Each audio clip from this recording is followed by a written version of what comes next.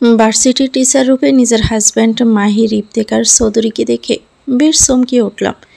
আমার জায়গায় অন্য কেউ হলে হয়তো খুশি হতো, কিন্তু আমার বেশ অস্বস্তি হচ্ছে। হঠাৎই একটা ডাক শুনলাম, এই মেয়ে, এত মনোযোগ দিয়ে কার কথা ভাবছেন শুনি? ক্লাসে নতুন টিচার আসলে তার দিকে মনোযোগ দিতে হয়, জানেন না? আমি হা হয়ে তাকিয়ে আছি। 3 বছর আগে এই মানুষটাই আমাকে বাসর ঘরে রেখে বিদেশে পাড়ি দিছিল। আজ এত বছর পরেও মানুষটা ঠিক আগের মতোই আছে। বলতে গেলে আগের থেকে আরও সুন্দর হয়েছে। সেই ঠোঁটের কোণে মুচকি হাসিটা লেগেই আছে। আমার ভাবনার মাঝেই আমার স্বামী ঠোঁটের কোণে তাচ্ছিল্যে হাসি এনে বলল, তা আপনি তো দেখছি ভারী বেয়াদব। টিচারের সাথে কথা বলার সময় দাঁড়াতে হয়, সেটা জানেন? দাঁড়ান বলছি। আমি দাঁড়িয়ে পড়লাম কিছুটা আতঙ্ক নিয়ে। Miss, are you married? I mean, do you have a husband? বলি নিজের সাদা প্রেমের চশমাটা ঠিক করলো। আমি অবাক হয়ে তাকালাম। এটা আবার কী ধরনের প্রশ্ন? আশেপাশের ছেলে মেয়েগুলো কানাঘোষা করছে। কেউ বা বলছে, স্যার এসব কেন জিজ্ঞেস করছে? কেউ বলছে, যেভাবে বোরকা পরে আসে স্যার মনে হয় তার নানি ভাবছে। বলে সবাই হাসি দিল। হঠাৎই আমার স্বামী নিজের গালের পাশ থেকে হেডসেট মাইক্রোফোনটা ঠিক করে গম্ভীর কণ্ঠে বলল, চুপ, শাট আপ এভরিওয়ান। আজ যে ভুল করেছেন তা কেউ দ্বিতীয়বার করবেন না। আমি যতক্ষণ ক্লাস নিব ততক্ষণ কেউ কোনো কথা বলতে পারবেন না। এটাই আপনাদের নতুন স্যারের নিয়ম। এতে এত আশ্চর্য হওয়ার মতো কিছু নেই। ভার্সিটির টিচার হিসেবে পরিচিত হওয়া জরুরি স্টুডেন্টের সাথে, তাই নয় কি? আমি একটু মজা করে না হয় পরিচিত হলাম, তাতে কি কারো কোনো সমস্যা আছে? সবাই স্টুডেন্ট বলল, we will also enjoy it sir. আমি ঠিকই বুঝতে পারছি এই লোকটা ইচ্ছে করে এসব করছে। আমার স্বামী বাঁকা হেসে বলল, তা মিস কি বললাম কানে যায়নি? নাকি আপনি কানে শুনেন না? এবার বেশ বিরক্ত হলাম। আমি বুঝতে পেরেছি এই লোক আমাকে অপমান করার জন্যই কোমরে গামছা বেঁধে নেমেছে। আমি দাঁতে দাঁত চেপে বললাম, হ্যাঁ, আমি বিবাহিত। আমার স্বামী দেখলাম মুচকি হাসল। আমার এবার বেশ রাগ হলো। কি দরকার ছিল আমি বিবাহিত সেটা জানানোর? হঠাৎ স্বামী বাঁকে হেসে বলল, তা মিসেস, আপনার স্বামীর নামটা কি জানতে পারি? আমি একবার চারপাশে তাকালাম, দেখলাম সবাই তাকিয়ে আছে। এবার আমার প্রচুর কান্না পেল। নিজের নিকাবটা ঠিক করে সামনে তাকালাম। আমার স্বামী বলল, তা মিসেস, নিজের স্বামীর নাম মুখে দিতে কষ্ট হচ্ছে বুঝি, নাকি লজ্জা পাচ্ছেন? আমার এবার এত রাগ লাগলো, হয়তো বলে বোঝানো যাবে না। আমি রেগে চিৎকার করে বললাম, আমার স্বামীর নাম মাহির ইফতেখার চৌধুরী। আমার স্বামী দেখলাম বাঁকা হাসল, বলল, স্ট্রেঞ্জ, আপনার স্বামীর সাথে আমার নাম মিলে যাচ্ছে। এবার আবারও প্রচুর রাগ কান্না সব একসাথে পেল। ছোটবেলা থেকে আমি যত বেশি রেগে যাই তত বেশি কান্না করি। আমি নিজেকে সামলে বললাম, পৃথিবীতে একই নামের ব্যক্তি কি দুজন থাকতে পারে না? আমার স্বামী বলল, আপনি মনে হচ্ছে অস্বস্তি ফিল করছেন। আপনি যেভাবে আমার নাম বললেন তাহলে তো সবাই ভাববে আমি আপনার স্বামী। আমি কি বলবো কিছু বুঝতে পারছি না। চোখ থেকে এক ফোঁটা পানি পড়ল। আবার সবাই কানাঘুষা শুরু করলো। আমার স্বামী বলল, everyone quartz, that's enough introduction of miss Ayra Ahmed. Now let's get to know everyone. Introductions. সবাই চুপ। অনেক হলো মিস আয়রা আহমেদের পরিচয়, এবার সবার পরিচয় জানা যাক। আমি বেশ অবাক হলাম। মানুষটা কি আমায় চিনতে পেরেছে? না চিনলে তো আর আমার নাম জানার কোনো কথা নয়। মাহির নিজের পরিচয় দিতে শুরু করলো। আমার নাম মাহির ইফতেখার চৌধুরী। আমি ছোটবেলা থেকে যুক্তরাষ্ট্রে বড় হয়েছি। হার্ভার্ড বিশ্ববিদ্যালয় থেকে bachelor of science BS in computer সায়েন্সে স্নাতক অর্জন করি। তখন বয়স ছিল 22। তারপর masters program masters in computer science শেষ করি। তখন বয়স 24। বিগত 3 বছর ধরে যুক্তরাষ্ট্রের গুগলের অধীনে কাজ করছি। আশা করি আপনারা সবাই এমন সফলতা অর্জন করবেন এবং কখনো বাংলাদেশি হওয়ার কারণে পিছিয়ে যাবেন না। সে কিছুটা থামল, যেন সবার মনোযোগ ঠিকভাবে তার দিকে কেন্দ্রীভূত হচ্ছে। তারপর বলল, আপনারা হয়তো ভাবছেন, তাহলে আমি বাংলাদেশে কেন? আমি আসলে 3 মাসের জন্য এসেছি, তারপর আবার চলে যাব যুক্তরাষ্ট্রে। এর একটা কারণও রয়েছে। বিগত 3 বছর ধরেই আমার পরিবার বাংলাদেশে বাস করছে, তাই আসতে বাধ্য হয়েছি। তার কথা শেষ হওয়ার পর পুরো ক্লাসে কিছুটা নীরবতা নেমে গেল। সবার মনে যেন একাধিক প্রশ্নের উত্তর মেলেনি এবং আমি এই মুহূর্তে হঠাৎ জন্য অনুভব করলাম মাহিরের এসব কথায় আমার পুরনো স্মৃতির দরজা আবারও খুলে যাচ্ছে। মাহির সবার পরিচয় নেওয়ার পর সে আমার দিকে একবারও তাকালো না। আমি চুপচাপই বসেছিলাম, চোখে কিছুটা অবিশ্বাস, কিছুটা আক্ষেপ। আমি কি শুধুই তার স্টুডেন্ট হয়েই থাকবো? ওই সম্পর্কের পূর্ণতা কি কখনোই পাবে না? মনে হচ্ছিল পুরনো ক্ষত আবারও জেগে উঠেছে। ঠোঁট চেপে কান্না আটকালাম। ভাবলাম এই মানুষটা বিয়ের দিন আমাকে একা ছেড়ে যুক্তরাষ্ট্রে চলে গিয়েছিল। আজ 3 বছর পর দেশে ফিরেছে। এই 3 বছরে তার কোনো খোঁজ পাইনি। সে কখনো আমার খবর নেয়নি। আমি কত রাত তার জন্য কেঁদেছি, কত রাত তার সাথে কথা বলার জন্য চটপট করেছি। কিন্তু এসব কিছুই অতীত। আমি তো এখন তাকে ভুলেই গেছি। তাহলে কেন আবার সে সামনে আসলো? আমি তো এখন আর তাকে চাই না। আমার জীবনে এখন আর তার কোনো গুরুত্ব নেই। মাহির আস্তে আস্তে ক্লাসের বোর্ডের দিকে এগিয়ে গেল। পুরো ক্লাসের সবাই মাহিরের দিকে তাকিয়ে রইল।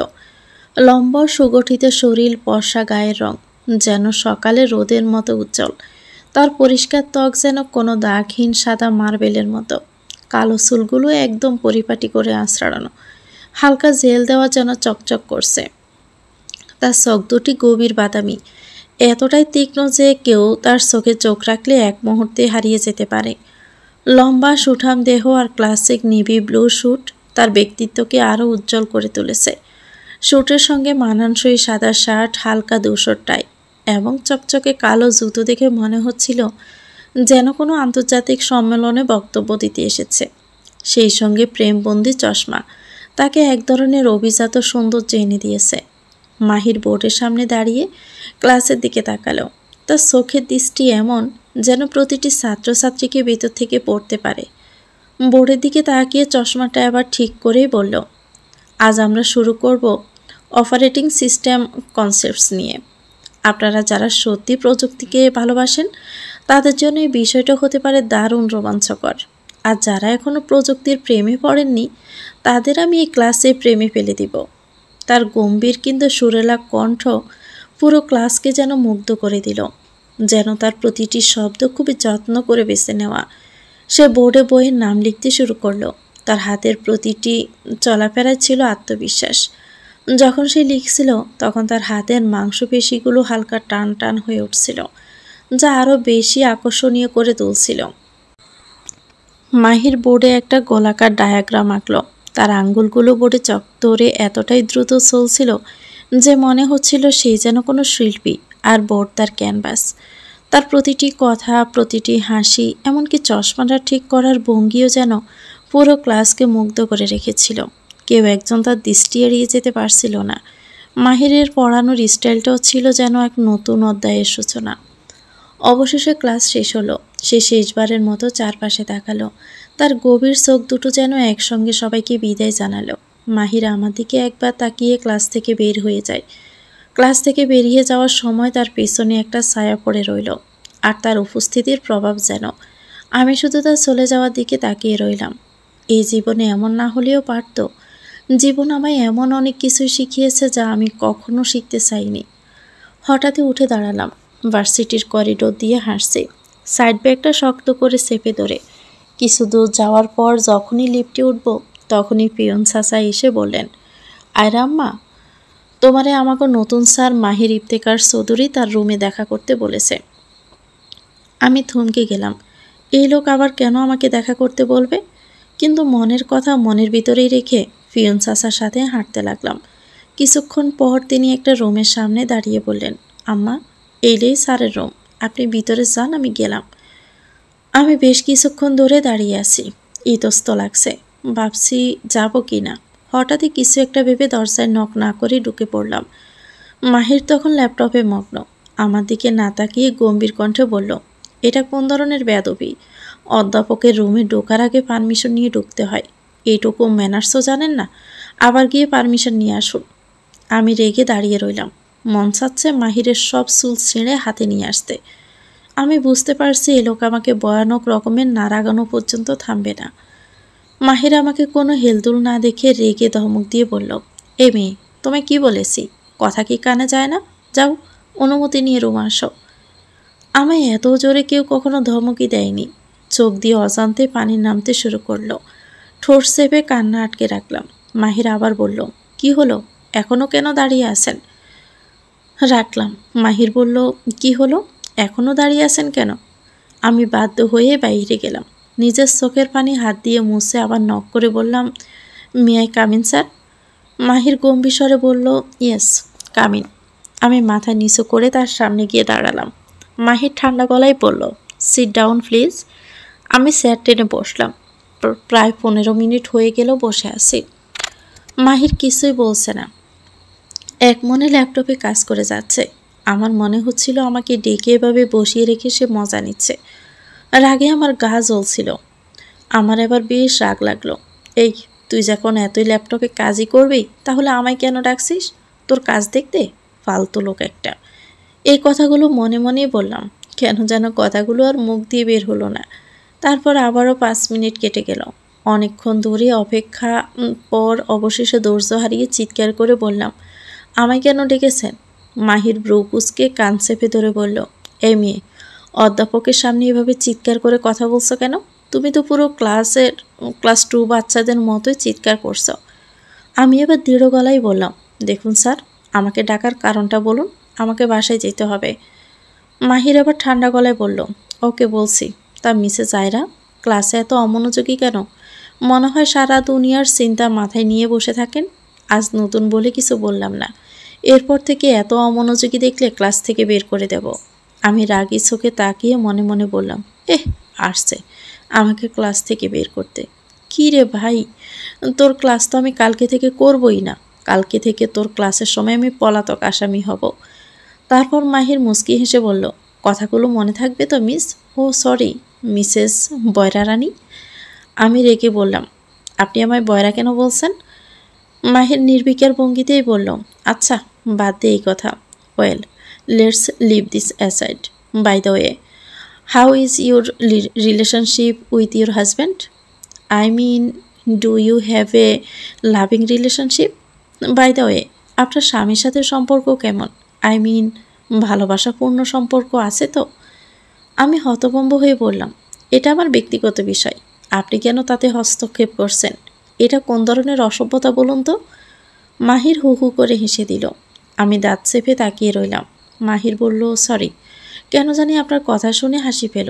আপনার কথা শুনলে হাসি না চেপে রাখতে পারি না মিসেস বয়রা। Oops, sorry Ayra. আমি মনে মনে বললাম, তাহলে গলা ফাটিয়ে হাসন, বখাটে ছেলে কোথাকার। মাহির মুচকি মুচকি হেসে বলল, তা মিসেস বয়রা রানী? আমি বললাম, আবারও বয়রা বলছেন? মাহির হেসে বলল, সরি, আসলে আপনাকে দেখলেই এই নামটা আমার মনে পড়ে। আচ্ছা, এসব কথা না হয় বাদ দিই। আপনার স্বামীর নামও মাহির আর আমার নামও মাহির, কোনোভাবে এই দুজন মানুষ এক নয় তো? তা আপনার স্বামীর ছবি দেখানো যাবে? বলে বাঁকা হাসি দিল। মনে হলো আমাকে অস্বস্তিতে ফেলার জন্যই লোকটা যেন সব রকম প্রস্তুতি নিয়েই এসেছে। আমি চুপ করেই রইলাম। প্রচণ্ড রাগের সাথে কান্না পাচ্ছে। এই অভ্যাসটা আর গেল না। বেশ বিরক্ত হলাম।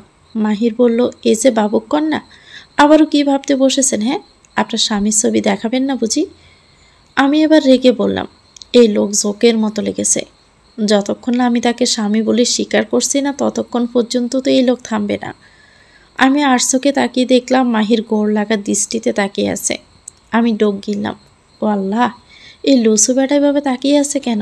এখান থেকে তো ভাগতে হবে।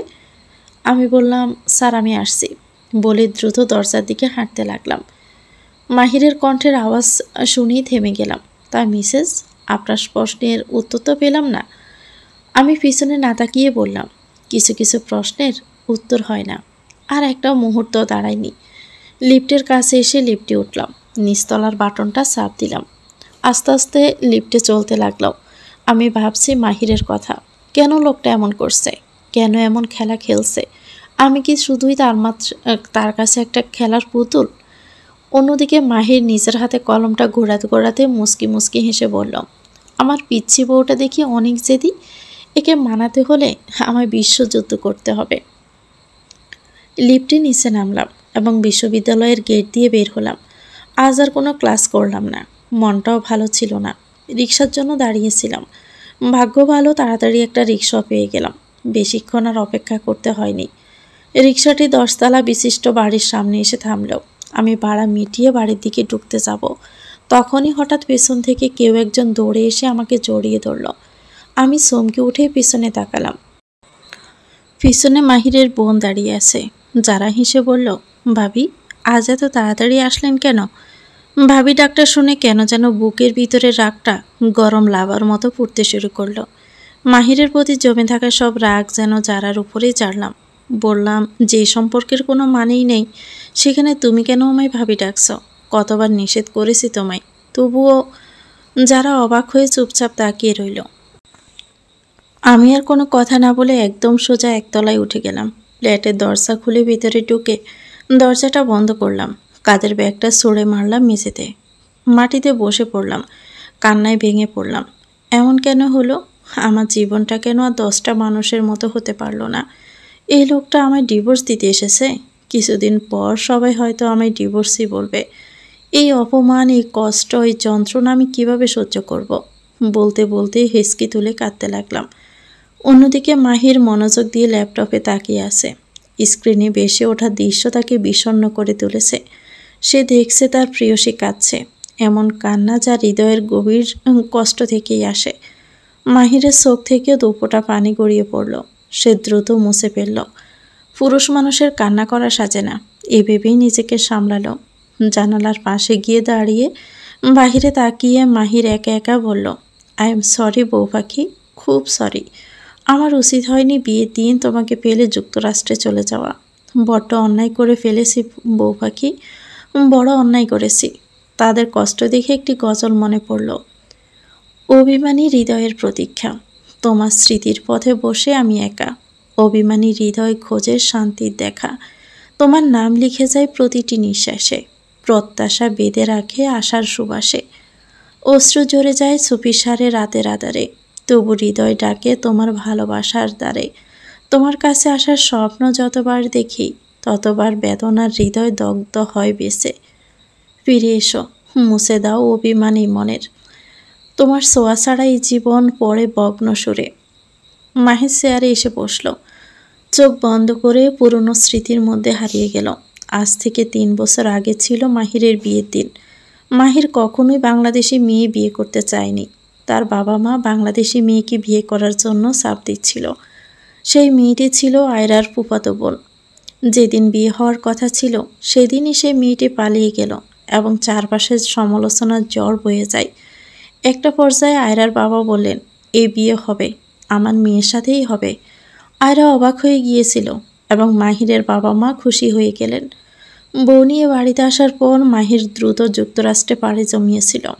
আয়রা যখন এই খবরটা শুনল, সে হতভম্ব হয়ে গিয়েছিল। সেদিন আয়রা নিজের বাবার বাড়ি চলে গিয়েছিল এবং সেদিন থেকে আজ পর্যন্ত আয়রা শ্বশুর বাড়ি যায়নি। তার আত্মসম্মান ছিল অনেক বড়, যা তাকে শ্বশুরবাড়ির কাছে যেতে বাধা দিয়েছে। মাহিরের বাবা ও মা লিভিং রুমে বসে কথা বলছিল। মাহিরের মা বলল, তুমি কি এটা ঠিক করেছ? জোর করে মাহিরকে বাংলাদেশে আনলে? মাহিরের বাবা কিছুক্ষণ চুপ থেকেই বলল, ঠিক বেঠিক আমি বুঝি না। কতদিন আয়রা এই সম্পর্কে ঝুলে থাকবে? ওরও তো একটা জীবন আছে। মাহির যদি আয়রার সাথে সংসার করতে না চায়, তাহলে ডিভোর্স দিয়ে আবার যুক্তরাষ্ট্রে চলে যাক। মাহিরের মা একটু দুঃখ ভারাক্রান্ত হয়ে বলল, আমি তো কম চেষ্টা করিনি সম্পর্কটাকে টিকিয়ে রাখার জন্য। আমরা 3 বছর ধরে বাংলাদেশে আসি, শুধুমাত্র যাতে মাহির আয়রাকে মেনে নেয়। মাহিরের বাবা একপাল চোখে তাকিয়ে বলল, দেখো কি হয়, আল্লাহই জানে পরবর্তীতে কি হবে। আল্লাহর উপর ভরসা রাখো। যারা মন খারাপ করে বাড়ি ঢুকলো। মাহিরের বাবা তাকে দেখে চিন্তিত হয়ে বললেন, কি হলো মামুনি, তোমার মন খারাপ কেন? যারা হতাশ চোখে আয়রার সাথে ঘটে যাওয়া ঘটনাটি তাকে জানালো। মাহিরের মা ধীরে ধীরে বললেন, আমার ছেলে যা করেছে তাতে এসব কিছুই না। আয়রা হয়তো ঠিক কাজই করেছে। তুই আর তাকে ভাবি বলবি না, যতদিন এই সম্পর্ক ঠিক হয়। যারা কোনো কথা না বলে চুপচাপ নিজের রুমে চলে গেল। মাহিরের বাবা দীর্ঘ একটা শ্বাস ফেলে চোখের এক কোণে দুশ্চিন্তা নিয়ে ভাবছিল। সে জানে তার মেয়েটা আয়রাকে ভাবি হিসেবে অনেক পছন্দ করে। আমি অনেকক্ষণ কাঁদলাম। তারপর উঠে ওয়াশরুমে চলে গেলাম। তোয়ালে দিয়ে চুল মুছতে মুছতে বের হলাম। আয়নার সামনে দাঁড়িয়ে নিজেকে দেখছি। বেশি কান্নার ফলে চোখ মুখ লাল হয়ে গেছে। এইটাই কি আমার জীবন? না, আমাকে যতটা সম্ভব মাহিরকে এড়িয়ে চলতে হবে। যার সাথে সম্পর্কের ইতি হবে কিছুদিন পরেই, তার সাথে মায়া বাড়িয়ে গেলাম। আর ওদিকে মাহির ল্যাপটপে আয়রাকে বেজা চুলো মুখ লাল অবস্থায় দেখছে। কি অপরূপ লাগছে আমার বউ পাখিটাকে। ইস, মন চাই একটু শুয়ে দেই। তারপর ল্যাপটপের দিকে মাতালের মতো তাকিয়ে রইল। এ যেন এক মাতাল চাহনি। মাতালে যেমন অ্যালকোহল না খেলে পাগল হয়ে যায়, ঠিক তেমনই মাহির আয়রাকে এই অবস্থায় দেখে তার অস্থিরতা শুরু হলো। হাঁটতে লাগলো রুমের চারপাশে। বলল, তুই আমার অন্যরকম নেশা, যে নেশা বহুবার পান করলেও স্বাদ মিটবে না। হৃদয়ের গভীর থেকে আর পান করতে মন চাইবে। হঠাৎ বডিগার্ড জয় এসে বলল, স্যার বাড়ি যাবেন না? আন্টি হয়তো চিন্তা করছে আপনি বাড়ি না গিয়ে ম্যামের কাছে এসেছেন সরাসরি। মাহির হালকা হেসে বলল, কি করব বলো, ছোট পাখিটার অভিমান ভাঙাতে হবে তো। জয় মাথা নেড়ে বলল, 3 বছর আগে চলে না গেলে আজ এসব কিছু হতো না। মাহি দীর্ঘশ্বাস ফেলে বলল, ঠিকই বলেছ, চলো যাওয়া যাক। গাড়ি বাড়ির দিকে রওনা দিল। কয়েক মিনিট পর গাড়ি এসে থামলো বাড়ির সামনে। ডুপ্লেক্স বাড়িটি ছিল রাজকীয় আধুনিক নকশায় সাজানো। কালো লোহার গেটে সোনালি কারুকাজ, ভিতরে সাটা গাছের সারি আর ঝর্ণা বাড়িটির সৌন্দর্য বাড়িয়ে তুলেছিল। নিচতলায় কাঁচের বড় জানালা, একটি প্রশস্ত বারান্দা আর মার্বেলের পথ ছিল। দোতলার বারান্দা কারো রেলিং দিয়ে ঘেরা আর সিঁড়ি মার্বেলের তৈরি। ছাদে ছোট বাগান ও আরামদায়ক বসার জায়গা ছিল। পুরো বাড়িটায় এক ধরনের মুগ্ধকর পরিবেশ বিরাজ করছিল। মাহির গাড়ির দরজা খুলতেই মাহিরের মা দৌড়ে এসে তাকে শক্ত করে জড়িয়ে ধরলেন। মা ছেলে দীর্ঘ 3 বছর পর দেখা। মাহিরের মায়ের চোখ থেকে গড়িয়ে পড়ে অশ্রু, যেন মনের সব অভিমান কথা বলছে। মাহির নরম গলায় বলল, মা আমি তো এসে গেছি, কান্না কেন করছো? আমি তো ঠিক আছি। বাবা কোথায়? মা অশ্রু মুছে বললেন, তোমার বাবা রেগে আছে আয়রার ব্যাপার নিয়ে। মাহির হালকা মাথা নেড়ে বলল, ও আচ্ছা, ভিতরে চলো মা। বাড়ির ভিতরে প্রবেশ করতে একটি প্রশস্ত লিভিং রুম চোখে পড়ল। সাদা দেওয়াল, বড় কাচের জানালা এবং ধূসর কুশন সহ একটি বিশাল লাউঞ্জ সিট ছিল। রুমের মাঝখানে মার্বেল টেবিল এবং পাশের দেওয়ালে একটি টেলিভিশন সেট ছিল। সোফা সেটের সামনে ছিল একটি কাঠের কফি টেবিল আর ফ্লোরে পার্সিয়ান কার্পেট ছিল। আধুনিক ফার্নিচার ও ডেকোরেটিভ আইটেমগুলো ঘরটিকে যেন আরও আকর্ষণীয় আরামদায়ক করে তুলছিল। মাহির চিন্তিত কণ্ঠে বলল, মা আমি বাবার সাথে কথা বলে আসছি। মাহি সিঁড়ি বেয়ে উপরে উঠে সোজা চলে গেল বাবার রুমে। দরজা ঠেলে ভিতরে ঢুকে দেখল তার বাবা ইজি চেয়ারে বসে আছেন, চোখে তার গাম্ভীর্য। মাহির ধীরে ধীরে পেছন থেকে বলল, বাবা। বাবা কোনো প্রতিক্রিয়া দেখালেন না। মাহিরের হৃদয় কেঁপে উঠল, গলা ভারী হয়ে এলো। সে এগিয়ে গিয়ে বাবার পায়ের কাছে মাটিতে বসে পড়ল। বাবাকে শক্ত করে জড়িয়ে ধরে বলল, আই এম সরি বাবা, আমি আর কখনোই আয়রাকে অবহেলা করব না। এবার মতো ক্ষমা করে দাও। আমি তোমার কাছে হাত জোর করছি বাবা, তুমি আমাকে ক্ষমা করে দাও। বাবা চোখ বন্ধ করে নিঃশ্বাস ছাড়লেন। তারপর দৃঢ় গলায় বললেন, তুমি ভুল করনি মাহির, তুমি ভয়ঙ্কর অন্যায় করেছ। একটা মেয়েকে বাসর রাতে রেখে পালিয়েছ। আয়রাকে সবাই কত বাজে কথা বলেছে তা তুমি কল্পনাও করতে পারবে না। মাহিরের সোয়াল শক্ত হয়ে যায়। রাগে গলা ভারী হইয়া বলল, কে বাজে বিহেভ করেছে, শুধু নামটা বলো। বাবা দীর্ঘশ্বাস ফেলেই বললেন, তোমার এই রাগ আর জিদের জন্যই তোমাদের সম্পর্ক আজ এমন জায়গায় এসে দাঁড়িয়েছে, যেখান থেকে সম্পর্ক জোড়া লাগানো বড্ড কঠিন। মাহির মাথা নিচু করেই বলল, বাবা আমি কি করব বলো? আমি তো তখন আয়রাকে পিচ্ছি ভেবেছিলাম, তাই তো পালিয়ে গিয়েছিলাম। বাবা চোখ বন্ধ করে শান্ত গলায় বললেন, গিয়ে আগে প্রসে এসো, অনেকটা পথ পাড়ি দিয়ে এসেছ। মাহির মনমরা হয়ে উঠে দাঁড়ালো, বলল, ঠিক আছে বাবা, যাচ্ছি। করিডোর দিয়ে হাঁটতে হাঁটতে হঠাৎ মনে হলো যারার সঙ্গে দেখা করা দরকার। সে যারার ঘরের সামনে গিয়ে দাঁড়ালো। ভিতর থেকে শাওয়ার চলার শব্দ। যারা তখন ওয়াশরুমে। মাহির কিছুক্ষণ দাঁড়িয়ে থেকে হালকা দীর্ঘশ্বাস ফেলল। মাহিরের মনে নানা চিন্তায় ভিড় করতে লাগলো। 3 বছর আগে যা হয়েছে তার জন্য কি আয়রা আমায় ক্ষমা করতে পারবে? মনে নানান প্রশ্ন ঘুরছিল। চোখ বন্ধ করে হালকা দীর্ঘশ্বাস ফেলল। নিজের ভুলের ভার তাকে কুড়ে কুড়ে খাচ্ছিল। মনের মধ্যে প্রতিজ্ঞা করলো এবার আয়রার সাথে সব ঠিক করে নিবে, যত কষ্টই হোক না কেন। আর পিছু হাঁটবো না।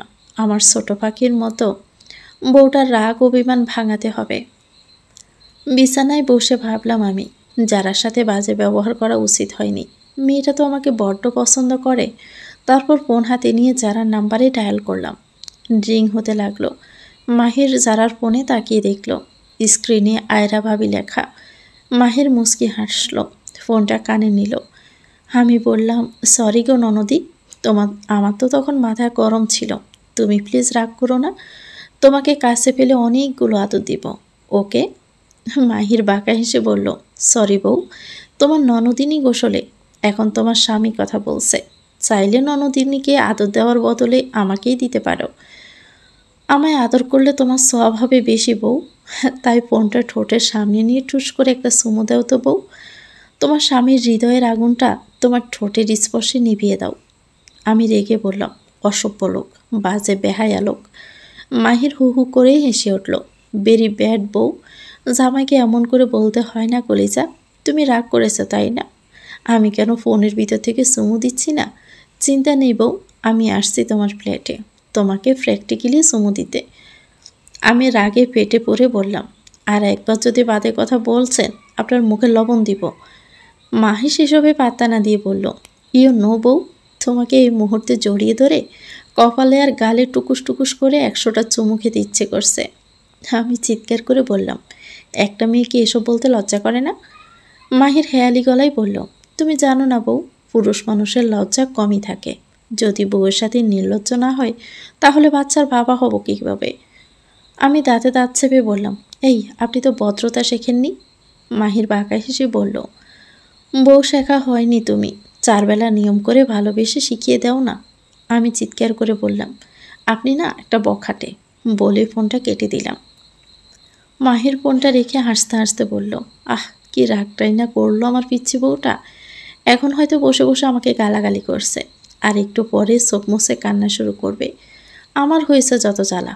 আমার পিচ্ছি পাখির মতো বউটা রেগে গেলেই কান্না করে। আমি বসে বসে রাগে ফেটে পড়ছি। অসভ্য বাজে বেশরম লোক, কি যে সব বলে। আল্লাহ গো, এর সামনে ভুলেও পড়া যাবে না। ভুলবশত পড়লেও পিছন ফিরে দৌড় দিতে হবে। বলা তো যায় না, এই লুসু আমায় যদি চুমু। না না, আর ভাবতে পারছি না। যারা গোসল করে এলো, মাথায় তোয়ালে পেঁচানো, দৌড়ে এসে বলল, ভাইয়া তুমি এসেছ? তুমি ভাবির সাথে কি করেছ? ভাবি তখন রেগেছিল। মাহির হেসে বলল, ভার্সিটির সব কাহিনী খুলে বলল। যারা অবাক হয়ে বলল, এ কি, তুমি কি করেছ? তাহলে তোমার তো খবর আছে। ভাবি যে ভীষণ জেদি। মাহির গম্ভীর ভঙ্গিতে বলল, আরে জেদি হলে সমস্যা নেই। আয়রাকে চাল বেড়ার নিয়ম করে চুমু দিলে আর রোমান্টিকভাবে ভালোবাসলে রাগ কমে যাবে। যারা থতমত খেয়ে ভাবল, আমি জানি আমার ভাইয়ের একটু লজ্জা কম, তাই বলে বোনের সামনে এসব বলবে। ভাবির কপালে আমার ভাইয়ের নিয়ে দুঃখ আছে। মাহির মুচকি হেসে বলল, কিরে, তুইও তো দেখছি আয়রার মতো ভাবতে বসেছিস। যারা বোকা হেসে বলল, ভাইয়া কিছু না, তুমি ফ্রেশ হও আগে। মাহির যেতে হেসে বলল, বিকেলে আয়রাকে বাড়ি আনিস। যারা কথায় মাহির থেমে গেল। ভাইয়া ভাবি তুমি যাওয়ার পর কখনোই আসেনি। ইনফ্যাক্ট আমাদের ফ্ল্যাটেও থাকতে চায়নি, কিন্তু ভাবির বাবা জোর করে রেখে গেছে। একলা মেয়ে মানুষ থাকবে কোথায় এই ভেবে। ভাইয়া তুমি যদি রোজ অন্তত একবার ভাবির সাথে কথা বলতে, তাহলে আজ এমনটা হতো না। মাহির রেগে বলল, তুই জোর করে আনতে পারলি না? যারা বলল, কিভাবে আনবো বলো? যখন বাবা মাও আমি ভাবিকে যখনই আসতে বলেছি তখনই ভাবি বলেছে। যেখানে আমার স্বামী আমাকে মেনে নেয়নি সেখানে শ্বশুর বাড়ি গিয়ে কী লাভ? জানো ভাইয়া, মা অনেকবার জোর করেছে। তখন ভাবি বলেছিল, মামনি, আমি সেদিনই আপনার বাড়িতে যাব, যেদিন আপনার ছেলে আমাকে মেনে নেবে। যে অপমান সে আমায় করেছে তার জন্য অনুতপ্ত হলে এ বাড়িতে ফিরব, তা না হলে কখনোই ফিরব না। মাহিরের বুকটা ধুক করে ওঠো। যারার প্রতিটি কথা যেন তাকে এমন একটা কালো আয়নার সামনে দাঁড় করিয়ে দিচ্ছিল। নিজের করা অন্যায়গুলোর কথা একে একে মনে পড়তে লাগলো।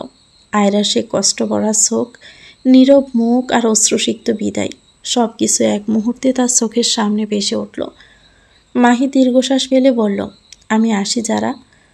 আমি আকাশের দিকে তাকিয়ে ভাবলাম, ই আল্লাহ, শুনতে পারছো আমার কথা?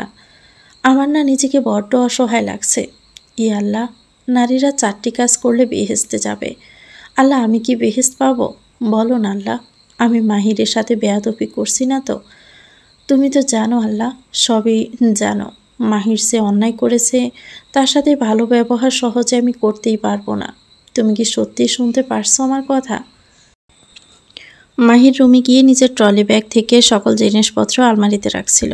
হঠাৎই চোখে পড়ল লাল রঙের লেহেঙ্গাটা। মাহির সেটা ছুঁয়ে দেখল। এটা সে আয়রার জন্য 2.5 বছর আগে কিনেছিল। এখনও ঠিক আগের মতোই চকচক করছে। এই লেহেঙ্গায় প্রেয়সীর গায়ের গন্ধ মাখা এখনো বাকি, যেন তার নরম স্পর্শে ভরে উঠবে প্রতিটি ফোল্ড। কবে প্রেয়সী আসবে, এই কাপড়ে ছড়িয়ে যাবে তার মিষ্টি উপস্থিতি, আর আমি শুধুই তার দিকে তাকিয়ে হারিয়ে যাব তার প্রেমে। মাহির লেহেঙ্গাটা আলমারিতে সাজিয়ে রেখে শাওয়ার নিতে চলে গেল। কিছুক্ষণ পর বেজা চুলে হালকা মুছতে মুছতে বের হলো। তার মুখে এক ধরনের নিস্তব্ধতা ছিল, চোখের কোণে যেন এক লুকানো কষ্ট। আর ত্বক ছিল এতটাই মোলায়েম, যেন মেঘের মৃদু ছোঁয়া। চোখ দুটি ছিল গভীর, যেন কালো কোনো এক অজানা রহস্যের মতো। চুলগুলো হালকা ভেজা ছিল, একটু নরমভাবে কুঁচকে থাকা। মাহির আয়নার সামনে এসে দাঁড়িয়ে নিজের প্রতিচ্ছবি দেখল। সারা শরীরের ভেজা পানি যেন ছোট ছোট মুক্তোর বিন্দুর মতো ঝুলছিল, আর প্রতিটি বিন্দু যেন তার রূপের নতুন দিক তুলে ধরছিল। কি হবে এই রূপ দিয়ে, যদি নিজের প্রেয়সীর গায়ের সুবাসী না পাই, যদি আমার মিষ্টি গ্রাণে প্রেয়সীর হৃদয় না জোড়ায়, তবে এই রূপের অর্থই বাকি। প্রেয়সী নেই, তবুও যেন তার উপস্থিতি মিশে থাকে বাতাসে। তার স্পর্শহীনতায় হয়ে উঠুক আমার জীবনের সবচেয়ে তীব্র অপেক্ষা, যেখানে প্রতিটি মুহূর্তে তার কাছে যাওয়ার এক গভীর আকাঙ্ক্ষা বয়ে চলে। মাহির রুমের ভিতর পায়চারি করতে করতে ভাবল, আমার ভুলের জন্য আজ সম্পর্কটা বৃষ্টির মতো ঝরছে। শত চাওয়ার পরেই বৃষ্টি থামাতে পারছি না। প্রতিটি ফোঁটা বৃষ্টি যেন আমার কৃত অপরাধের স্মৃতি, যা শুকাতে মুছতে শান্ত করতে আমি ব্যর্থ। বৃষ্টি থামাতে না পারলে সম্পর্কটা কিভাবে ফিরে আসবে? আমি জানি এই বৃষ্টিতে সব কিছু সিক্ত, সব কিছু বিলীন, তবুও আশা, হয়তো একদিন সূর্য উঠবে আর আমি যেন নতুন করে শুরু করতে পারি। যারা এসে বলল, ভাইয়া খেতে চলো। মাহির এক দৃষ্টিতে তাকিয়ে বলল, চল। নিচে গিয়ে দেখলো তার পছন্দের খাবারগুলো টেবিলে সাজানো। গরম ধোয়া ওঠা খাবারের মিষ্টি গন্ধে পুরো ঘরটা যেন ভরে গেছে। মাহির মুগ্ধ হয়ে চারপাশে তাকালো। চেয়ার টেনে বসার সঙ্গে সঙ্গে তার মা মুচকি হেসে বললেন, অনেক বছর তো আমার হাতের রান্না খাসনি, এবার খা মাহির। মাহির মায়ের দিকে তাকিয়ে মিষ্টি হেসে বলল, আম্মু, আপনার হাতের রান্নার স্বাদ আর কোথাও পাই না, আজ যেন পুরো পৃথিবীটাই পেয়ে গেছি। মায়ের চোখে আনন্দের আভাস ফুটে উঠল। তাহলে তাড়াতাড়ি খেয়ে বলতো, আমার রান্নার স্বাদ এখনও ঠিক আছে কিনা। মাহির প্লেটে খাবার তুলে খেতে শুরু করলো, আর মায়ের মুখে প্রশংসার বন্যা বইয়ে দিল। আহ আম্মু, এর স্বাদ একমাত্র আপনার হাতেই সম্ভব। যারা বিরিয়ানির প্লেট নিয়ে মাহিরের সামনে রাখলো, ভাইয়া আজ তোমার জন্য স্পেশাল বিরিয়ানি রান্না করছি, খেয়ে দ্রুত বলো তো আমাকে কেমন হয়েছে। মাহির প্লেট থেকে 1 চামচ মুখে তুলে মুখে দিল। স্বাদ পেয়ে চোখ বন্ধ করে বলল, আহা, এই স্বাদটা যেন একেবারেই অমৃত। তোর হাতে জাদু আছে। যারা হাসতে হাসতে বলল, সত্যি বলছো? মাহিরের মা একটু হেসে বললেন, আমার সোনার ছেলে শুধু মিষ্টি কথা বলেই কাজ হাসিল করে নেয়। মাহির হেসে বলল, আম্মু, আমি তো শুধু সত্যিটাই বলি। আপনার রান্না নিয়ে প্রশংসা করতেই হবে, আর আপনার মেয়ে তো পুরোই পাকা শেফ হয়ে গেছে। সবাই একসঙ্গে খেতে বসলো। খাবার টেবিলে হাসি তামাশা চলতে লাগলো। মাহির খাওয়া শেষ করে সোজা নিজের রুমে চলে গেল এবং সোফায় বসে ল্যাপটপে কাজ করা শুরু করে দিল। বাংলাদেশে 3 মাস থাকলেও তার কাজের দায়িত্ব অব্যাহত রাখতে হবে। যুক্তরাষ্ট্রে কাজের চাপ অনেক বেশি, কিন্তু মাহির প্রতিশ্রুতি দিয়ে এসেছে বাংলাদেশে বসে সব কাজ কমপ্লিট করে দিবে। ল্যাপটপের কিবোর্ড চাপতে চাপতে মাহির কাজের মধ্যে সম্পূর্ণ মনোযোগী হয়ে যায়। তার মন ছিল গুগলের প্রকল্পে, যেখানে কোড আর সমস্যার সমাধান করাই যেন একমাত্র লক্ষ্য। মাহির রেগে বলল, আমি এই বাচ্চা মেয়েটাকে মেনে নিতে পারবো না বাবা, একদমই পারবো না। কলি পালিয়ে যাওয়ার পর কেন আমাকে এভাবে অপমানিত করলে বাবা? আমায় কি না সবেমাত্র ইচ্ছে পরীক্ষা দেওয়া একটা মেয়ের সাথে বিয়ে দিলে? আমার যোগ্যতার কথা একটাবারও ভাবলে না? তোমার ছেলে হার্ভার্ড বিশ্ববিদ্যালয়ে পড়াশোনা করেছে, আর তুমি কিনা। আমি কোনোভাবেই অশিক্ষিত মেয়ের সাথে সংসার করতে পারবো না বাবা। আজই যুক্তরাষ্ট্রে চলে যাব। আমাকে আটকানোর কোনো চেষ্টা করো না বাবা। এ কথা বলে মাহির ফুলদানিটা ভেঙে ফেলল। আয়রা হঠাৎ ঘুম থেকে লাফিয়ে উঠল। ঘুম থেকে উঠে দোয়া পড়ে সাইড টেবিল থেকে পানি নিয়ে পুরো 1 গ্লাস পানি খেয়ে নেয়।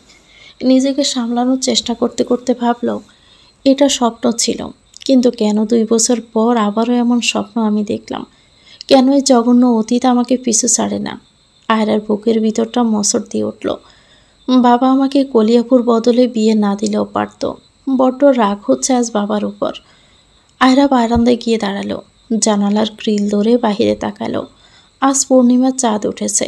চাঁদের আলোতে চারপাশটা অপূর্ব লাগছে।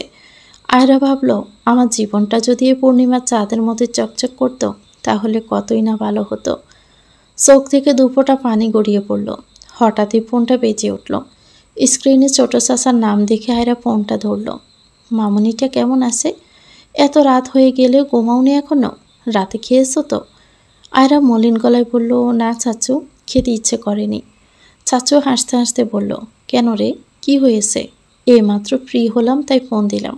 শোন, আমি তোমার অ্যাকাউন্টে 30,000 টাকা পাঠিয়েছি। চেক করে দেখো তো গিয়েছে কিনা। আয়রা অবাক হয়ে বলল, এত টাকা কেন পাঠালে? চাচু বলল, রাজ বলল তোমার নাকি একটা গাউন পছন্দ হয়েছে বসুন্ধরা মলের, তাই পাঠালাম, কিনে নিও। আয়রা ক্ষীণস্বরে বলল, চাচু, তোমারও তো সংসার আছে, এত টাকা পাঠানোর কি দরকার ছিল? চাচু বলল, কী যে বলেন আমার মামুনিটা, জার্মানিতে শিক্ষক হিসেবে কাজ করি, মাসে 10 লাখ টাকা ইনকাম করি আলহামদুলিল্লাহ। তা থেকে তোমায় মাঝে মাঝে টাকা দেওয়ার ব্যাপারটা। শোনো, এখন রাখি, আমি এখন ব্যস্ত আছি। আয়রা বলল, চাচু, আমি তো তোমার বাবার থেকে কখনো টাকা চাইনি, চেয়েছি শুধু সময়, কিন্তু সেটা কখনো দাওনি। চাচু হতাশ হয়ে বলল, অভিমান করো না, জানো তো আমি ব্যস্ত থাকি, আমি যথাসম্ভব তোমার ইচ্ছেগুলো পূরণ করি। আয়রা বলল, টাকা দিলেই কি সময়ের অভাব পূরণ হয়ে যায়? চাচু বলল, রাগ করো না মামনি, অনেক কাজ বাকি আছে, রাখি তাহলে। আয়রা একটা দীর্ঘশ্বাস ফেলল। আয়রার বাবা বরিশালে জজ কোর্টের প্রধান জজ, ভীষণ ব্যস্ত মানুষ, ফোনে কথা হয় খুবই কম। আয়রা চাইতো যাতে সময় দেয়, কিন্তু কখনো দেয়নি। আয়রা দেখলো রাত 1টা বাজে, তাই আর বারান্দায় না গিয়ে রুমে গিয়ে শুয়ে পড়ল। ঘুমানো দোয়া পড়েই ঘুমিয়ে গেল। পরদিন সকালে আয়রা ফজরের নামাজ পড়ে আবার ঘুমিয়ে পড়ছিল। ঘুম ভেঙে হঠাৎই ঘড়িতে তাকিয়ে দেখলো 9টা বাজে। লাফ দিয়ে উঠে পড়ল। তার ক্লাস ছিল সকাল 8:30টায়। তাড়াহুড়ো করে কোনো কিছু না খেয়ে বোরকা পরে বেরিয়ে পড়ে। রিকশায় উঠে দ্রুত ইউনিভার্সিটির দিকে রওনা দিল। রিকশা থেকে নেমে বাড়া দিয়ে দ্রুত লিফটে উঠল। 3 তলার বোতাম চাপল। লিফট থামার পর ঘড়ির দিকে তাকিয়ে দেখল 9টা 30। প্রথম ক্লাস তখনও শেষ হয়নি। আয়রা কি করবে বুঝতে না পেরে ক্যান্টিনে গেল। গিয়ে দেখল ক্যান্টিন পুরো ফাঁকা, সবাই ক্লাসে ব্যস্ত। স্যার টেনে একটা টেবিলে বসলো। ওয়েটার এগিয়ে এসে বলল, কি দিব আয়রা আপু? আয়রা তার দিকে না তাকিয়ে বলল, আমার জন্য 1 প্লেট কাচ্চি বিরিয়ানি নিয়ে আসেন। ওয়েটার মাথা নেড়ে চলে গেল। ফোনটা হাতে নিয়ে আয়রা ভাবল, আজ দেখি কার কার ক্লাস আছে। ফোনে দেখলো 10টায় মাহিরের ক্লাস। মুহূর্তে তার মেজাজ গরম হয়ে গেল। এই শয়তান লুসু ব্যাটার ক্লাসে 10টায়, তা না দেখেই চলে আসলাম। এখন আবার 2 ঘন্টা বসে থাকতে হবে। ওয়েটার খাবার এনে সামনে রাখলো। আয়রা চামচ দিয়ে বিরিয়ানিতে নাড়াচাড়া করতে করতে 1 চামচ মুখে দিল। তারপর ব্যাগ থেকে ল্যাপটপ বের করে একটা কার্টুন চালালো। কার্টুন দেখতে দেখতে খেতে লাগলো। হঠাৎই শুনতে পেল, এখনও পুরনো অভ্যাস যায়নি না? অ্যালার্ম দেওয়া যায় না? না খেয়ে চলে আসার মানে কি? নিজের প্রতি কোনো যত্ন নেই, ভেরি ব্যাড বউ পাখি। আয়রা চমকে উঠল। সামনের এবং পেছনের দিকে তাকিয়ে দেখল কোনো মানুষ নেই। হঠাৎই নিজের হাতে টান খেল। পাশে তাকিয়ে দেখল মাহির তার হাতটা নিজের হাতের মুঠোয় নিয়ে একের পর এক চুমু দিচ্ছে। আয়রা চোখের কোটর থেকে বেরিয়ে আসার জোগাড়। আয়রা হাত ছাড়ানোর চেষ্টা করলো, কিন্তু হিতে বিপরীত হলো। মাহির আয়রার হাত দুটো নিজের হাতের মুঠোয় নিয়ে চুমু দিতে লাগলো। আয়রা ভয়ে ভয়ে চারপাশে তাকালো। তার মনে হলো আজ তার মান সম্মান যা আছে সব শেষ। দেখলো ক্যান্টিনের ওয়েটার আর ম্যানেজার নিজেদের কাজে ব্যস্ত। মনে হচ্ছে এখানে কিছুই হচ্ছে না। আয়রার আবার প্রচণ্ড রাগ লাগলো, কিন্তু চিৎকার করতে পারল না। যতই হোক এটা ইউনিভার্সিটির ক্যান্টিন। আয়রা আস্তে করে বলল, কি অসভ্যতা হচ্ছে? হ্যাঁ, এটা কি ধরনের আচরণ? মাহির কথায় পাত্তা না দিয়ে হাতের তালুতে আরও জোরে জোরে চুমু দিতে লাগলো। আয়রার খুবই লজ্জা এবং অস্বস্তি হচ্ছিল। আয়রা চোখ গরম করেই বলল, আপনি আমার হাত ছাড়বেন নাকি আমি চিৎকার করব? মাহির ঠোঁট থেকে তুলে তাকিয়ে বলল, করো বউ, যত গলায় সাউন্ড আছে তা সব দিয়ে করো। তবে তুমি জানো বউ, ক্যান্টিনে কিছু পুরুষ আছে, তারা তোমায় মিষ্টি মধুর গলাটা শুনবে, আর এর কারণে ফেরেশতা তোমার আমল নামায় পাপ লিখবে। কি দারুণ হবে ব্যাপারটা, তাই না বউ পাখি? আয়রা কিছু না বলে দাঁত চেপে তাকিয়ে রইল। মাহির পনির দিকে তাকিয়ে বলল, কি গো জান, চিৎকার করছো না কেন?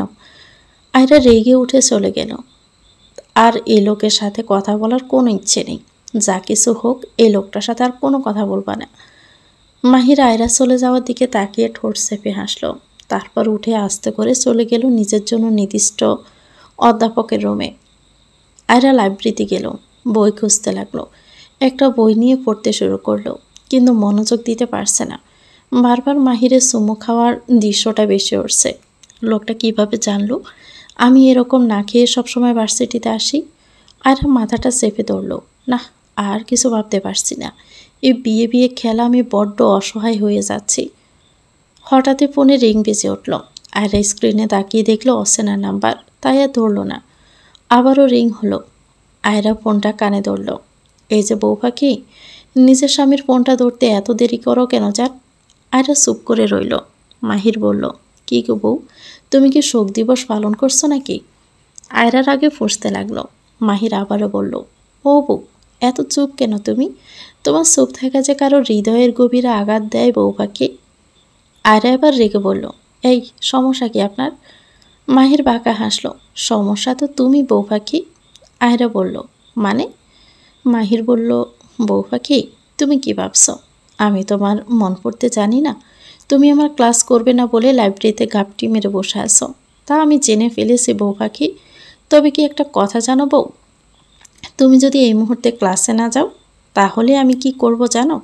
সোজা লাইব্রেরিতে এসে তোমার মিষ্টি মধুর মতো হালকা গোলাপি অদর জোড়া আমার অদরে মিশিয়ে নিব। ব্যাপারটা নিয়ে তোমার অনুভূতি কী বউ? আয়রা এদিক ওদিক তাকিয়ে দেখলো সবাই বই পড়ছে।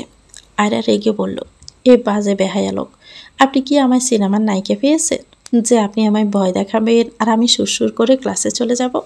শুনুন, আমি আপনার মতো বাজে বেহায়া লোককে ভয় পাই না। মাহির বলল, ওকে, বুঝতে পেরেছি বউ, আমার অদরের স্বাদ পেতে চাচ্ছ, নো প্রবলেম। আমি এখনই আসছি জান পাখি। এমনিতেও তোমায় 70টা চুমু দেওয়া বাকি, তখন মাত্র 30টা দিয়েছিলাম তোমার নরম তুলুর মতো হাতে। আমি আসছি কলিজার বউ। তুমি তো জানোই আমার লজ্জা কম, তার প্র্যাকটিক্যাল ক্যান্টিনে দেখিয়েছি, এবার লাইব্রেরিতে দেখাবো। আয়রা রেগে বলল, আপনার যা খুশি করুন। তারপর আবার বই পড়তে মন দিল। কিছুক্ষণ পর হঠাৎ শুনলো সবাই বলছে, এ কি স্যার আপনি লাইব্রেরিতে? মাহির বলল, তোমাদের লাইব্রেরিটা ঘুরে দেখতে আসলাম। স্টুডেন্টরা খুশি হয়ে নানান কথা বলতে শুরু করলো। হঠাৎ আয়রার ফোনে মেসেজ আসার শব্দ হলো। মেসেজে লেখা, বউ, তুমি যদি ক্লাসে না যাও তাহলে আমি সবার সামনে, থাক আর বললাম না, তুমি আবার লজ্জা পাবে। সব লজ্জা শেষ হয়ে গেলে আমি বাসর রাতে দেখতেই পারবো না। আয়রা ডোক গিলল। কি বেহায়াপনা শুরু করেছে এই লোক, বিশ্বাস নাই। হয়তো সবার সামনে কিস করবে, আবার মান সম্মান সব শেষ করবে। আয়রা তাকিয়ে দেখল মাহির স্টুডেন্টদের সাথে কথা বলছে। এই পাখে আয়রা উঠে চলে গেল ক্লাসের উদ্দেশ্যে। মাহি সেদিকে তাকিয়ে বাঁকা হাসি দিল। মাহির মেসেজ পাঠালো, বউ পাখি, তুমি ক্লাসে যাওয়ার ভান করছো নাকি সত্যি চলে গেলে? শোনো, যদি তোমাকে খুঁজে না পাই তাহলে ক্লাসে গিয়ে মাইকে ঘোষণা দিয়ে সবাইকে জানাবো যে তুমি আমার বউ। তারপর তোমার লজ্জা থাকবে কোথায় ভাবো তো? কিন্তু এক্ষুনি যদি ক্লাসে গিয়ে চুপচাপ বসে পড়ো তাহলে হয়তো তোমার সম্মান রাখতে পারি। তোমার সময় কিন্তু কমে যাচ্ছে বউ পাখি।